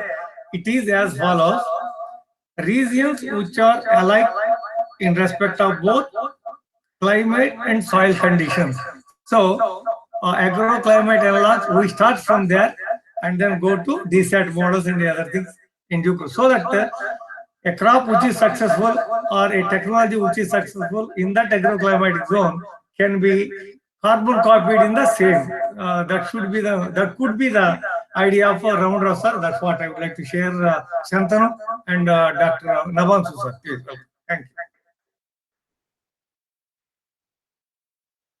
Thank you, Dr. Saab. Anyone just want to come in? Okay, then can we move to now presentation from Dr. Dr. Bal, Giriraj? Dr. Yeah. Bal, I will share my document with you and Yes, please. Yes, okay. please. Yes, please. And with a Okay, copy thank to you. Dr. Navansu. Okay. Okay, thank you.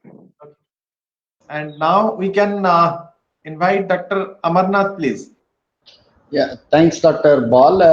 I think Mr. Sarath is there, being from Department of Meteorology. Okay. He can first speak, and then I can Yes, come. yes, please. Definitely. Okay.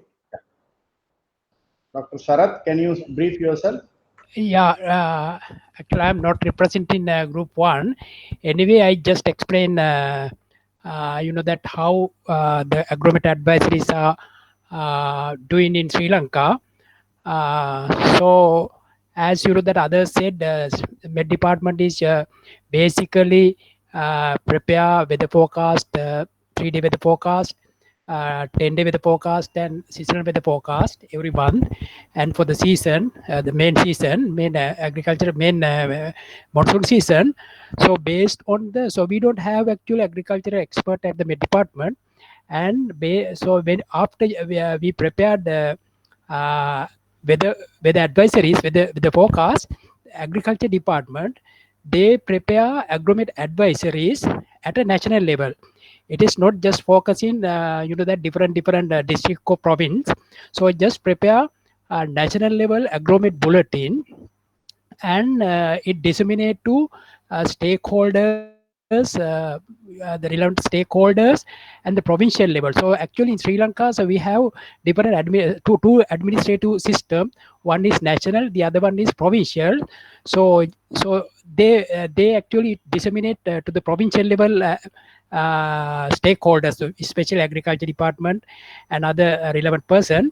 So but what we understand, that for the last few years, so actually it started in 2011. And so what we understand, so after we disseminate they disseminate, even though they disseminate agromet advisories, it is not used in for the farming purposes. Just it used for seasonal meetings. So before the agriculture season, so what actually they are doing, they just doing some seasonal meeting, that is just to, release water and other purposes. But this agromet advisories does not reach do not reach farmers. So for that, actually Green Climate Fund, they prepared, that they propose UNDP forwarded the proposal to GCF. And now so UNDP with agriculture department and Med department, so they just provide agromet advisories for 3 river basins in northeastern, north central area. For the farmers in these three river basins. So after establish that project, GC project, so now it developed for the agroecological zone level, agroecological zone based agromet advisory. So just for these three these three river basins only. So now actually farmers using those that agromet advisories but other areas still not doing that co-development by that provincial level experts. So now actually we are looking for to get funds from that adaptation funds and others, and establish uh, establish uh, establish the co-development of agromet advisories for the provincial level. Okay, Dr. Giraj, you can continue. If anything need, I can help you. Okay. Thank you, Dr. Sharath. So I'm Giriraj Amarnath, working at the International Water Management Institute. We are international organization which covers country of Sri Lanka plus other countries in South Asia and Africa. So when it comes to hydromet or use of weather advisory, Dr. Sharath highlighted the timeline in which these initiatives have started. I have a couple of points to bring it to the table. One is, yes, there is countries have been promoting on how we can use these forecast data, and a lot of I here is that RIMES and IMD has come very strongly when it comes to usefulness of this data shared by the countries. But my concern is that what is the level of validation or evaluation has been carried out. We cannot take it for granted the data is available in public domain and you start using it. There is a reputation risk. There is issues related to how farmers is going to use it from the farm perspective, right? So there can be always a limitation of quality of these information. I understand RIMES and irrigation department in Sri Lanka has set up not a med center, more of advisory center recently in Sri Lanka. There is a MOU. Maybe Dr. Lal can update, Sharath can update later. But the key point I see among all this discussion is that Department of Meteorology, Agrarian Department, they are all like a silo system. So fortunately, in IMD, we have a agromet unit exists within IMD, and we see there is a bulletin is going on because you get a coordinated weather updates.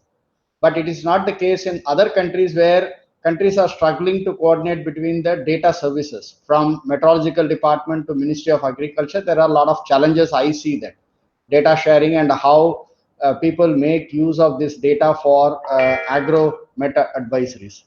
That is one concern I see. And then, as I already mentioned, is that in order to build more trust and confidence in the farmers able to use this agro advisory, is to improve the uncertainties in the weather forecast data or related any product provided by WMO or by IMD or RIMES. I think there is a coordinated information of all this data set.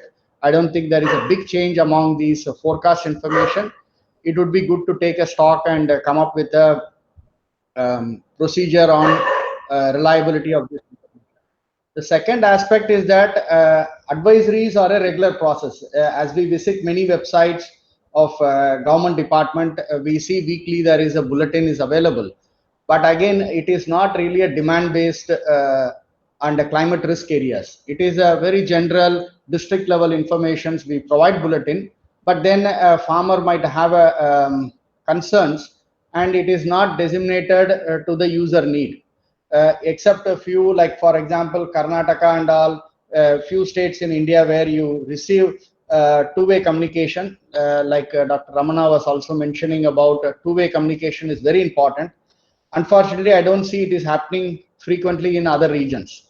So it is like a one-way communication. You prepare some bulletin and you post it in websites, and that's about it. So there is a clear need to look at how do we provide these quality information, and is there is a forum, this forum can come up with some developing guidelines on how do you activate a demand-based services in climate risk areas. That is a second point. And I think while Met advisories could directly support farmers, however, there is still challenges of poor farmers on agri inputs.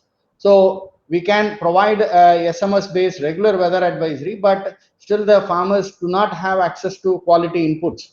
So we can say that you will have likely rainfall or the X and so parameter we can define. But unfortunately, we might say a specific drought variety you can use, but around his region there is nothing available. So you might use and a lot of the private companies are still trying to say a drought tolerant, but it's a hybrid variety. Just it's not a yield enhancement varieties are used. So there is really a room to improve on that aspect. While we can build a lot of trust on uncertainties and climate forecast, but I think the other aspect of farmers receiving these inputs are also very important. And I just want to give an example. In Sri Lanka, we are doing a bundling insurance with climate services, over 200 farmers as a first pilot with insurance company and a local agrarian department in northern Sri Lanka, where we have really seen farmers are saying this is the first hand information they are receiving in a local language, and they feel very happy, and they are reaching out through people mentioned in the early discussion, technology is very important. We can really see WhatsApp and other useful information or platform can really make a differences to the communities living in the region. But what they say is that they need a consistent, regular, supply-driven information on a regular basis. So I think the pilot what we are doing, not just in Sri Lanka, over 10 plus countries we are doing in Asia and Africa, really the pest and advisory comes very strongly right before the flood and after the drought related impact. It's playing a big role. And my other submission is that a lot of people have mentioned about adaptation fund, GCF, World Bank, and all those things are coming up very strongly in South Asia. But what I think is that these hydromet or agromet project, it really lacks a standard guidelines. So projects keep coming, a couple of million or a bunch of millions of dollar, but again it's like a project seen by the government, and you don't really see coherence between the systems and coherence between the funding. So we can keep getting 10 million, 5 million, but then it's more like a project just is done. Like Bangladesh is going to get this, BAM is getting finished after some period of time. How do we really institutionalize these policies on agromet? And what is the interdepartment coordination that need to be done? Because it is around the corner, these departments are there, but there is limited coordination. Maybe technology can bridge this gap. And I think strongly the SOPs to be developed on information dissemination, multi-institutional capacity development, and importantly, when the hydromet, agromet components are getting developed by donors, we need to really highlight the socio-economic benefit as well. Why it is being done, what it makes relevance to do this, and if we do that, how the other finance ministry will make a benefit. There is a study done by WMO, if I am correct, one automatic weather station, if you install, you can show really the socio-economic benefit, not at farm level, but also private sectors as well. So we need to really highlight that importance of that. And my last 2 points is that international water management recently developed for Afghanistan a full-fledged drought early warning system. And again, thanks to Dr. Sahai and his colleagues in IMD Delhi, provided the extended seasonal forecast data. We have all put that in a cloud-based framework, and it is being regularly used by Afghan Met Department and also the Ministry of Rural Department in Afghanistan and the Mail in Agriculture Department in Afghanistan. So cloud-based infrastructure we have developed, and it is working well. And our plan is to scale up for Sri Lanka and other countries in the next run. Not certainly India. India has a lot of capabilities in early warning system, but we are working with currently in Afghanistan, and we might work. There is a request coming from World Bank from Bangladesh. We might coordinate and collaborate with them as well. My last point is that it will be. I see this forum has quite a good of Indian mix, but I would say if the experts from agromet is strongly represented from the government, it would be really good in the advisory role. I see it's advisors are mostly from Indian aspect. If we can also get other country representatives, that will be also really good. So these are my general point. But IMI is working on South Asia drought monitoring system, and with ICAR we have been working for quite some time in CRIDA with Dr. KV Rao and others. So they are seeing a value of how drought monitoring information can be related to the contingency plans. So while the contingency plans are static in India, how do you activate that contingency plan on a time-bound phases? So those are some of the experience we can share. I stop here, but happy to respond any questions. Over to you, Dr. Bal. Thank you, Dr. Giriraj. And I know I'm also being stationed at Krida, so I know how good collaboration is being there between UMI and ICAR and Krida. So I think now it's open for discussion. Anybody having, because he has very clearly mentioned all the points, the collaborations and what they are actually doing and what should be done. So I think if we can get few questions. And okay, then I have a question. Can I make one suggestion? Yes, Dr. Sivakumar, please.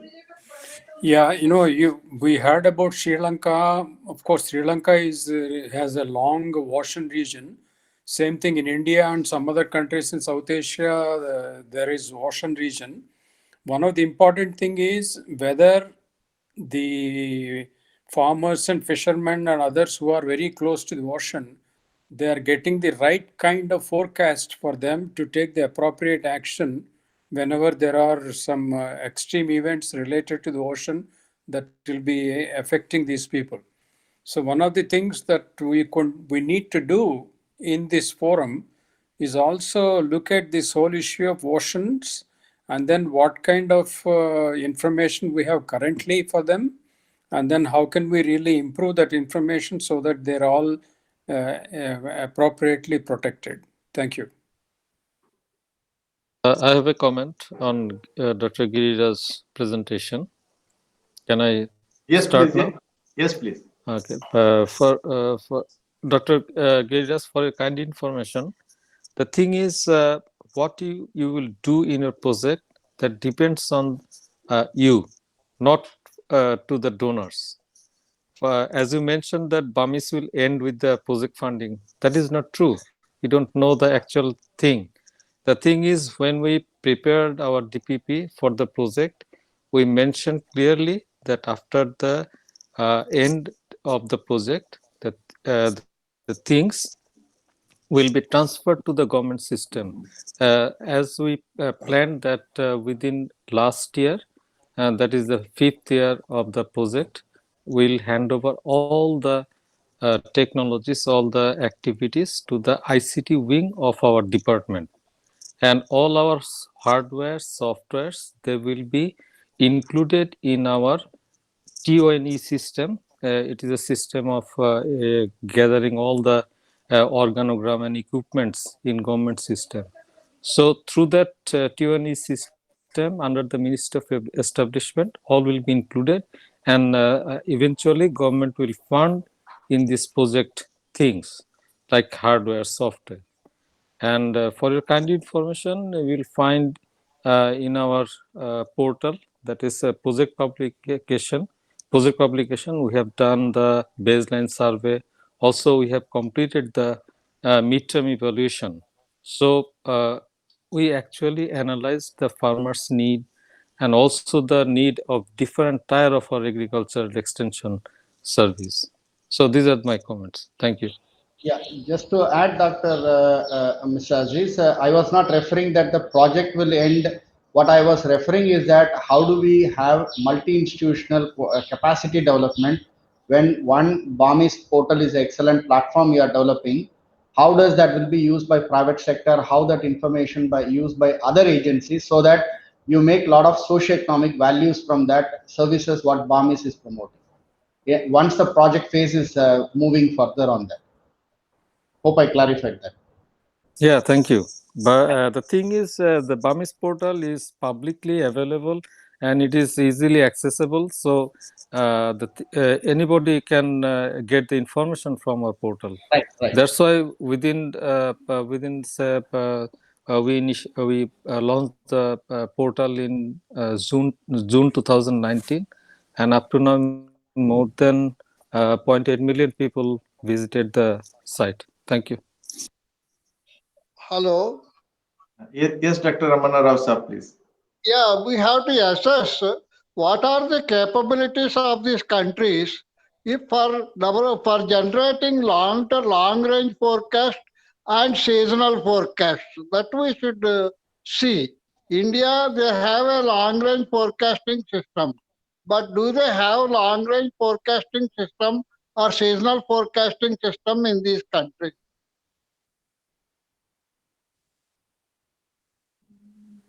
Okay, thank you, Dr. sir. And anyone else, please?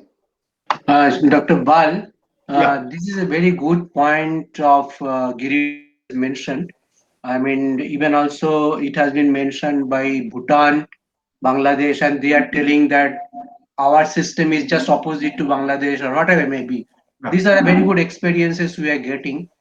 But Bangladesh, as I was there for 2 years, very systematic approach has been taken. What Giriraj was telling, when the Burmese portal has been created and it has been infested by the lot of information at the district level and others, then one day RIMES find that they have the extension, people are there who are located in different parts of the country. What they have done, I mean, that was the flood time, people are doing, because in Bangladesh, I mean, the borrowed ice is very important, and this is growing in the Sylhet and other areas. So, what RIMES has been, they have taken all the information from Burmese portal, and they are giving these informations to the extension worker, and they are giving this thing to the farming community,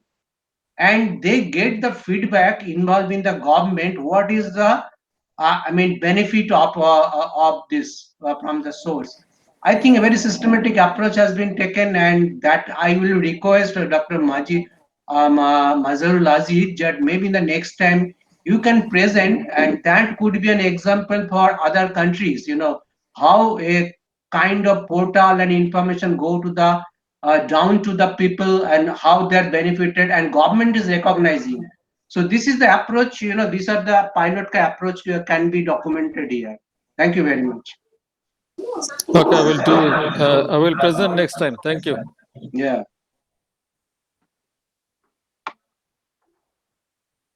So I think from two countries there is no representative, from Afghanistan and Myanmar. Yeah, they have not joined, but two very experienced person is there from India. We can hear from them. One is Dr. R.N. Sable, who is now looking after that Maharashtra region, and also Subbarao from Krida. So both of you can share, right? You can ask them. Okay. Dr. Sable,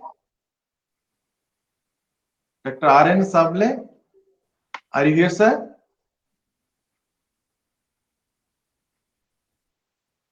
Dr. Sable, please.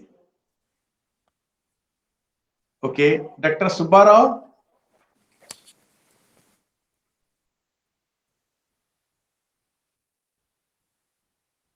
I think both are not present. Okay. So you can carry on. Okay. So we have heard the presentation from our 5 esteemed members, and the many points have come up about the status of the operational agromet advisories, what are the need and what are these gaps are there, and how these gaps can be minimized, and how to move ahead. Many points they have presented, and our esteemed experts and advisors members are giving their viewpoint. So with this, many points have come, for example, like that, how, and the question is, as we're thinking from forum point of view, so what message that we should take from this whole discussion? So I'll just put some of the points that is coming to my mind, and after that you can also can add some of the points, and after that me and Dr. Nabansu can summarize everything and make a document, and that document you can share with all of you. So you please go through, and so that we can finalize the proceedings or the status paper on this operational AAS. So few points that have come to my mind, that how SAFOAM can play a role. First of all, that we have heard that many informations and models, many products of agromet products are available. But thing is that there is a lack of linkage or coordination between the different organizations, like, for example, the institutes like IMD, like RIMES, UME, WMO, INSAM, many organizations or institutes are there. So question is how to put all these organizations into one platform, how to build the linkage. So SAFOAM can play a big role bringing all these institutes in a single platform. That is the one point that is coming to my mind. Second is, even in a particular country, for example, there is a gap, or there is a communication gap between IMD, like Med department and Agri department. So how SAFOAM can influence, or maybe to policymakers of a particular country, how to gap that type of bridge. So that is one point. Another point. Third, maybe in terms of data sharing, because many times we know that though data is available, but that is not available. So how SAFOAM can play a role in sharing the data from one institute to other institute, like that. Then one point came that there is a dire need of improvement in forecasting capabilities.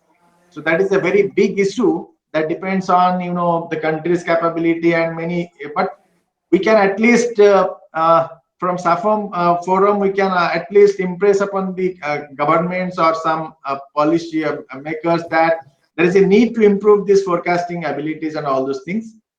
And another thing, Dr. Giriraj and many experts also told that the user need has to be taken care, and the communication should be in two-way. That means whatever advisory that we are giving and reaching to the farmers community, and what is the feedback, that feedback mechanism should be developed, and that should be incorporated in this whole operational agromet advisories. That is a very good most important point that we should look into. And then another thing is that though we are told that okay, in India we are a little bit more advanced in terms of agromet and all these agromet advisory services, and many products are already there.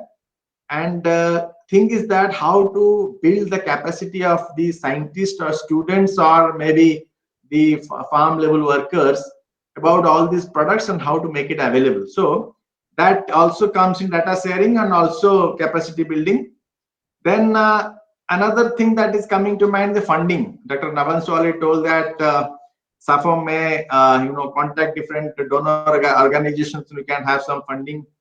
Then we can think of this capacity building and all those things. And another thing is that that multi-institutional and capacity building, and also socio-economic aspects. And one example, Dr. Giriraj told that one AWS can change the whole scenario. And one example I can give from India, that is that NCAR report has told that that 1,000 crore investment in that one project, that is Monsoon Mission, has given a benefit of around 50,000 crore. So that type of information we should also take in this message to different countries and policymakers, so that this importance of this agromet advisories, the country should feel, and that in that aspect forum can play a big role. So these are some of the points that immediately has come to my mind, and I think I expect all of you to please add on so that while building the status paper, we can improve our content. Thank you very much. I have one additional point, Dr. Ball, Yes, and Dr. to and Dr. Navanshu also. On similar forum, there is another organization in UN called United Nations Outer Space Affair, or they call UN Spider, space-based information for emergency response and disaster information. It's a UN Spider organization. So they have developed a forum bringing global space agencies. What happened was that many countries do not have a space agencies in the region. For example, India has a space agency, or Pakistan might have. Few countries in our region do not have. So their dependency of other countries through WMO and other RCM, the regional meteorological center, they get the data. But this particular UN, what they developed was they developed a team of technical advisory members. So they reach out to the countries as a team and try to provide awareness of how you can use the space technology for disaster risk management. So if within this core group, if you there are well-known experts are there, they can organize. I don't know, due to COVID, we cannot reach out there, but this core member can organize a country-level delegation online, and they can brief. Example like BAM is a bigger platform is developed and countries are using. We can show that evidence, or WMO can brief. So that way, the secretary level discussion, we can organize that in each of the country as a technical advisory member. So I think that kind of a step we can do, not at this point, I would say, but just an idea I got it to refer. Very good point. Dr. Bal, I Yes. think there is a very good discussion was there, and there is very diverse kind of points are there, and uh, even also today we are not very sure what would be the SAFOAM role and how SAFOAM will help. Yes. Because the thing is that every country they are doing their own projects or like that.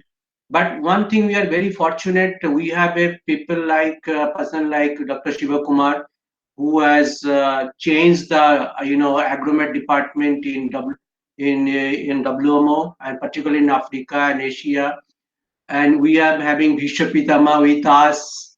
We have Mohantisa with us, the Soilesh Naik.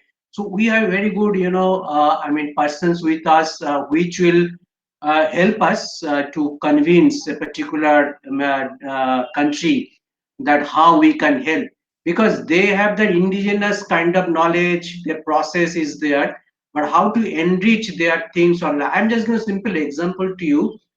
Automatic weather station, even also India, it is a very challenging. And if you go to Bangladesh, it is like that. But if this forum can guide with the lot of experience in the south, particularly maintenance and installation, whatever may be, that could be a very good example for a particular issue. So what the strategy will be there? I mean, we have heard of so many things. Now we'll be compiling. Here there are two different things. One is that what are the gaps and how to meet with a particular country, how they're meeting and what are the gaps and how we can help. Now we will be making a very draft type of concept note or like that, and you know that we are having six similar type of meeting will be there, and all the groups are interconnected. I mean, we cannot, one core group cannot do this thing, because what Giriraj has mentioned, that satellite and space based, that Mr. Bimal is there. Bimal will be coordinating. So Bimal will be, and maybe end of April, what we are feeling that all the crop groups will meet together and make a general workshop where we can interact with each other with the very this thing, and where we called World Bank and also WMO and also others, Rhymes directors. So if we can make sit together, I think then a very conceptual things will be coming. But one thing is very definite, that our approach should be very, very transparent, and applicability should be there. Then we can do the thing. But I am very happy that 106 people are there in SAFOAM. It may will increase to 150 or like that. And definitely, we will be trying that for India. A lot of people are there, but other countries I'll be requesting, so that a very good pictures will be coming from the agriculture side, meteorology side, and the extension worker also. So definitely this will be done, but this will be not a very simple task, but we will be committed to do this thing. And I know, Bal, you have a lot of experience, and we have a lot of advisors, so we will be doing. But I will be requesting Dr. Bal, before finishing, I think you can request our advisor to just give a last word, how the things is there and how we will proceed, or what is their valuable advices. No, that's why I just gave some of the points. So now it's open. And first of all, I would request our esteemed Dr. Sivkumar ji kindly give us, very clearly some of the points that how you should move ahead, or what are the basic things that we should consider, because as a forum we should now what exactly we are expecting as a forum, because every country has given their own gaps and strengths. Now at least you can guide us. Thank Dr. you. Bal, I just sorry, wanted to say one thing. sorry, actually, Mr. Sable, Dr. Sable has joined. Can you hear from him? Actually, I think I don't know whether he was here or Yeah, not. now he joined. Now he joined. Okay. Okay. Dr. Now he's left. That's why. So, Okay. Dr. Sivkumar, please. Yeah, I just wanted to say all agrometeorologists in South Asia should emphasize IAMS. What is IAMS? It is Improved Agrometeorological Services. Every agrometeorologist in South Asia should emphasize IAMS, Improved Agrometeorological Services. That means they have to really cooperate very actively with the agricultural ministry, with the scientists in the agricultural organizations and universities. So the whole emphasis should be how can we improve the agrometeorological services.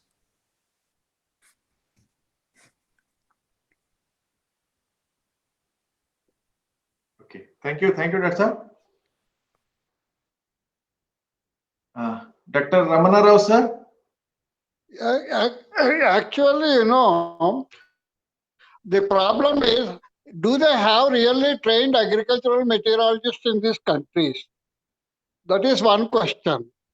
If they don't have, how to get the people trained in agrometeorology? That is second issue. Third thing is, how to train them? We have to provide some kind of initial training to the agricultural meteorologists, and how they should promote this agromet advisory services, what kind of interactions they should develop, how, unless you convince the people that this has got greater utility, people will not accept. So that capability, that convincing capability, we should bring among the agricultural meteorologist community. Okay. Thank you, Dr. Mohanty Saab and Pasupalak, maybe. Yes. Dr. Pasupalak, please. Now, what Dr. Vanshu told that we are going to have another meeting towards the end of April. I think, each country will present, but before that, can we have, to the central level, Dr. Ball is there, Vanshu is there, but below that, 2 or 3 experts from India can have an interaction with each country's expert, the person they're presenting, and so that the document that will prepare the present status, and then future strategies, and what SOFAM can have a role on that one. So that will be instead of no, they need some guideline definitely. So I think that is some collaboration has identified 2-3 person from this SOFAM group and link with each country. And finally, this will be taken up at the central level by Dabanshu and Bal to prepare that. This is my personal system. That will do. I'll discuss with Dr. Nabanshu and that we will do. No problem. Dr. Mahanti, please.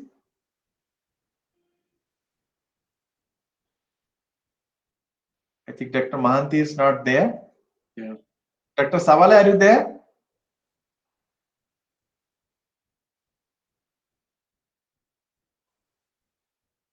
Dr. Srinivas? Sir, Just please, 1 or 2 points, please. yes. Actually, we have been experiencing the very unique kind of situation with respect to the extreme events. So, by considering these extreme events, because it may be due to climate change or something, so my opinion is there is a need to have one institution, training institution. They need to train the technical persons who are involved in the preparation and dissemination of agromet advisories throughout the year. So because the technologies are new technologies are coming and a new technical persons entering into the agromet field for preparation of advisories in the universities and ICR system. So these people, they need to train very frequently on new products, new agromet products or satellite products. Otherwise, they may not be in a position to deliver the quality agromet advisories. In the beginning itself, I told there are many products are available, but the persons working at the ground level or field level, they are unable to understand these products to incorporate into the advisories. So as Ramana Rao sir initially sir also told, I support that. So the technical persons or persons involving in the preparation of agromet advisories, they should be in a position to interpret the products, forecast products or agromet products or satellite products. Otherwise, they may not be in a position to prepare the quality agromet advisories. That is my idea. Okay. And one more thing. So in the destination, here the preparation, destination, adoption of advisories. Even stakeholders, we need to arrange the capacity building programs to the stakeholders also. That is the adopters. Farmers or department officers, agriculture officers or agriculture extension officers. Simply by generating and disseminating the advisory has no meaning. So it should be adopted by the farmers or stakeholders at the ground level. Otherwise, we don't have any validity to giving the advisory and disseminating the advisory. But I can say that many even university level subject matter specialists in are working in the KVKs or other extension institutions. So they may not able to understand how to implement this advisory in the farmers field. So simply they are following, they are listening to the advisory, they are reading the advisory, but they are not in a position to communicate the advisory to the farmers to make them adopt this advisory at the ground level. That is the major lacking in this field of agromet advisories. Thank you, sir. Very good points that put by Dr. Srinivas. Just I want to respond. You know, many experts are available, Yes. and Ekripam Krida has been a hub for the training of all agrometalists across the country. Yes. But question is how SAFOAM will roll the play. SAFOAM means it has to establish in all the neighboring and collaborating countries one institution, training institution. Continuously, they support the training. Yeah. All the scientists working in the agricultural university in the field of agromet advisories, particularly. So that is a continuous support is required in capacity building aspects. And to maintain the liaison between the IMD or other institutions to the state ground level departments. That's good. And for example, just I want to add it here that now we're working on a module that is known as dynamic crop weather calendar that we are going to hand over it to IMD so that they can include in the decision support system of the IMD that is going to automatically generate the agromet advisories, and that has to be disseminated to the farmers. And in that regard, whatever experiment that was conducted in ECRIPAM, on that basis, we have developed that module. And that module, and based on that module and some of the experimental data, now one of our publication is going to come in agronomy journal. You can go through. That is mainly weather-based decisions, how to take. So on that, it is coming. So I'll just say once it is published, maybe in next 10, 15 days, I'll share with all of you so that you can go through. That is the one information that I will give. I think many points now have come. So Dr. Nabanshu, now I think you can tell finally what exactly now, how, because tomorrow I think that second core group meeting is tomorrow, day after tomorrow. No, this is next Saturday. Next Saturday, right? So, what I want to mean that I mean, whatever the discussion has been made, will be minuted all this discussion as far as possible, and that will be shared.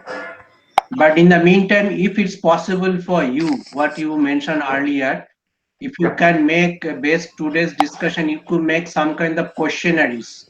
Okay. And if you can share the questionnaires to even also Afghanistan, who has just joined. So if we get the questionnaires, that will help us to make your concept paper more, useful way. So one thing is that from tomorrow we'll do the minute, and in the meantime you can make the questionnaires. This will be circulated to all, get their more information, then submit to you, and you can make the concept paper, and that concept paper you will be presenting into the general workshop which we'll be doing, and where the interactions will be there, then we'll finalize it. This is the way I mean, just thinking of. Yes, that is good. That is good. That is good. So any other point somebody wants to just have final points? I have one remark, Dr. Ball. Yeah. Here. So I think Mr. Srinivas was referring to some center establishment on that. So I'm still not clear. This SAFOAM forum, when we say, are we referring to advocacy? Are we talking about strengthening capacity? So where are our boundary lines? So it's not clear. In some time we talk project, in some time we are so. It would be good that we keep our what I'm thinking is that forum is going to become a knowledge platform. Yes. It's going to help the countries to empower the agromet capabilities, and in the long run they have successful dissemination of using this technology, etc. So it would be good when you are outlining your policy position paper, whatever we define, we need to be very clear what is our mission, what are our boundary lines. Otherwise, the countries will think that why this forum is doing my job. Yes. Boundary lines have to be clear. Yes, you are right, Dr. Amanna. That's why many times I was asking what SAFOAM should do, what SAFOAM should do. That was the purpose. Dr. Nabanshu, government, sir, my idea is government, we have to advise the government with a technical background. So government has taken responsibility to establish the institute, but technical support is from SAFOAM. Hey, actually, this has been cleared in the first meeting. And this is a knowledge platform. When I am telling you the project means we will be helping them how to get the projects or like, but we will not give any project. So it is very clear that SAFOAM will be the interface kind of knowledge platform where we can help. Suppose if some training course will be done, so we can help. And if possible, if any of our voluntary can give or whatever may be, we can just, it's like we will not make any kind of conflict with any kind of ministry or government or like that. It is a help text type like that. Dr. Sable has joined. Dr. Bal. Yeah. Dr. Sable. Dr. Sable. I think he is unable to hear. Yeah, you conclude now. Okay. Okay. So I think it was a very good discussion, and a very lot of points came here, and now the onus is on me to just compile it. And as Dr. Nawaz was told that let me first do a questionnaire and send it to all the seven representatives and also to others also, so that once I receive the information, then I can finalize the Yeah. Hello. status paper. Hello. Hello. Yes. Yes, Dr. Sable, you can just give some of your points. If you're there in this discussion, you might have heard what others have told. On that basis, you can give some 1 or 2 points, please. Are you there? I think his connection is okay. No problem. Yeah. Okay. Dr. Sable, can you give 1 or 2 points? No, some issues are there. No problem. So I think in that way we can move ahead, and I hope we can prepare a very good document. And thanks to Dr. Navansu for actually initiating, because we all are busy in our own capacities, but you started this, and we all are here in one platform. And I'm thankful to Dr. Sivakumar and Dr. Ramana Rao as the advisors to this group.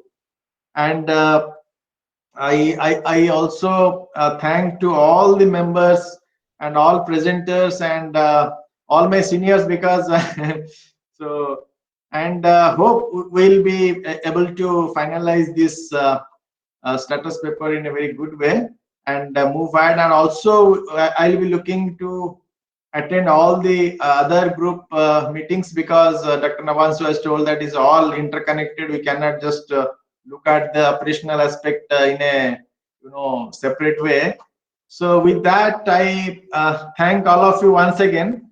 And Dr. Navansu, if you want, you can just have 1 or 2, and then we can. Actually, I have sent a mail to you, though we are making this a first core group meeting.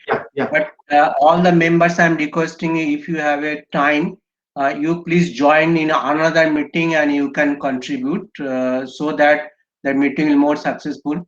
Another last point I'm telling, which is a very important point, to which Giriraj has mentioned about what is the role of SAFOAM.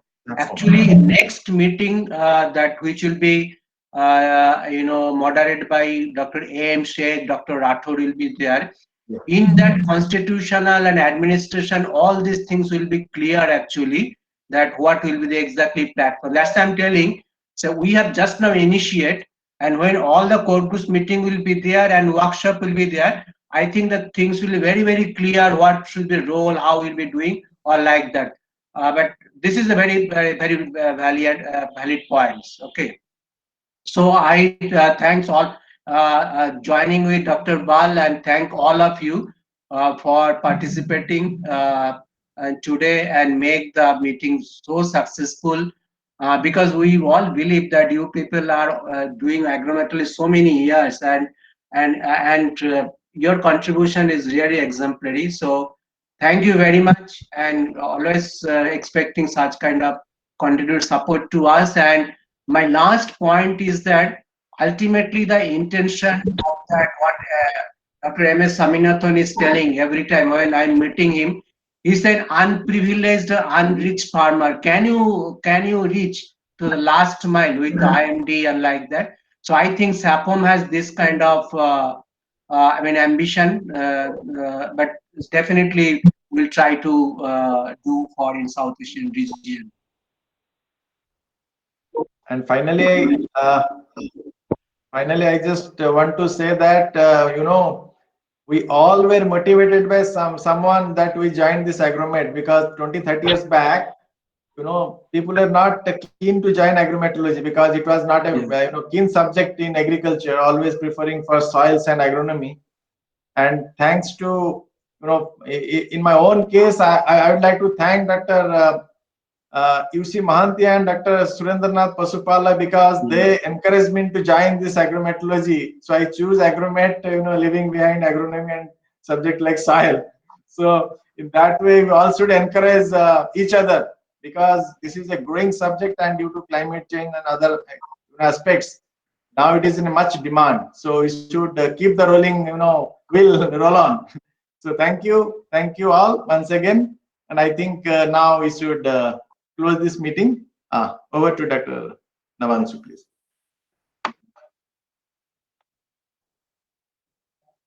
Thank you, thank you, sir. Navansu, your mic is off. Dr. Navansu, Yeah, thank you very much to all of you. And today, Dr. Rathore just now communicated that he has a meeting in the DST, so he could not join, but we'll communicate to him and he will join afterwards. Right. Thank you very much. Thanks to all of you. We can conclude here now. Thank you. Hello. Hello. Hello. Hello. Hello. Hello.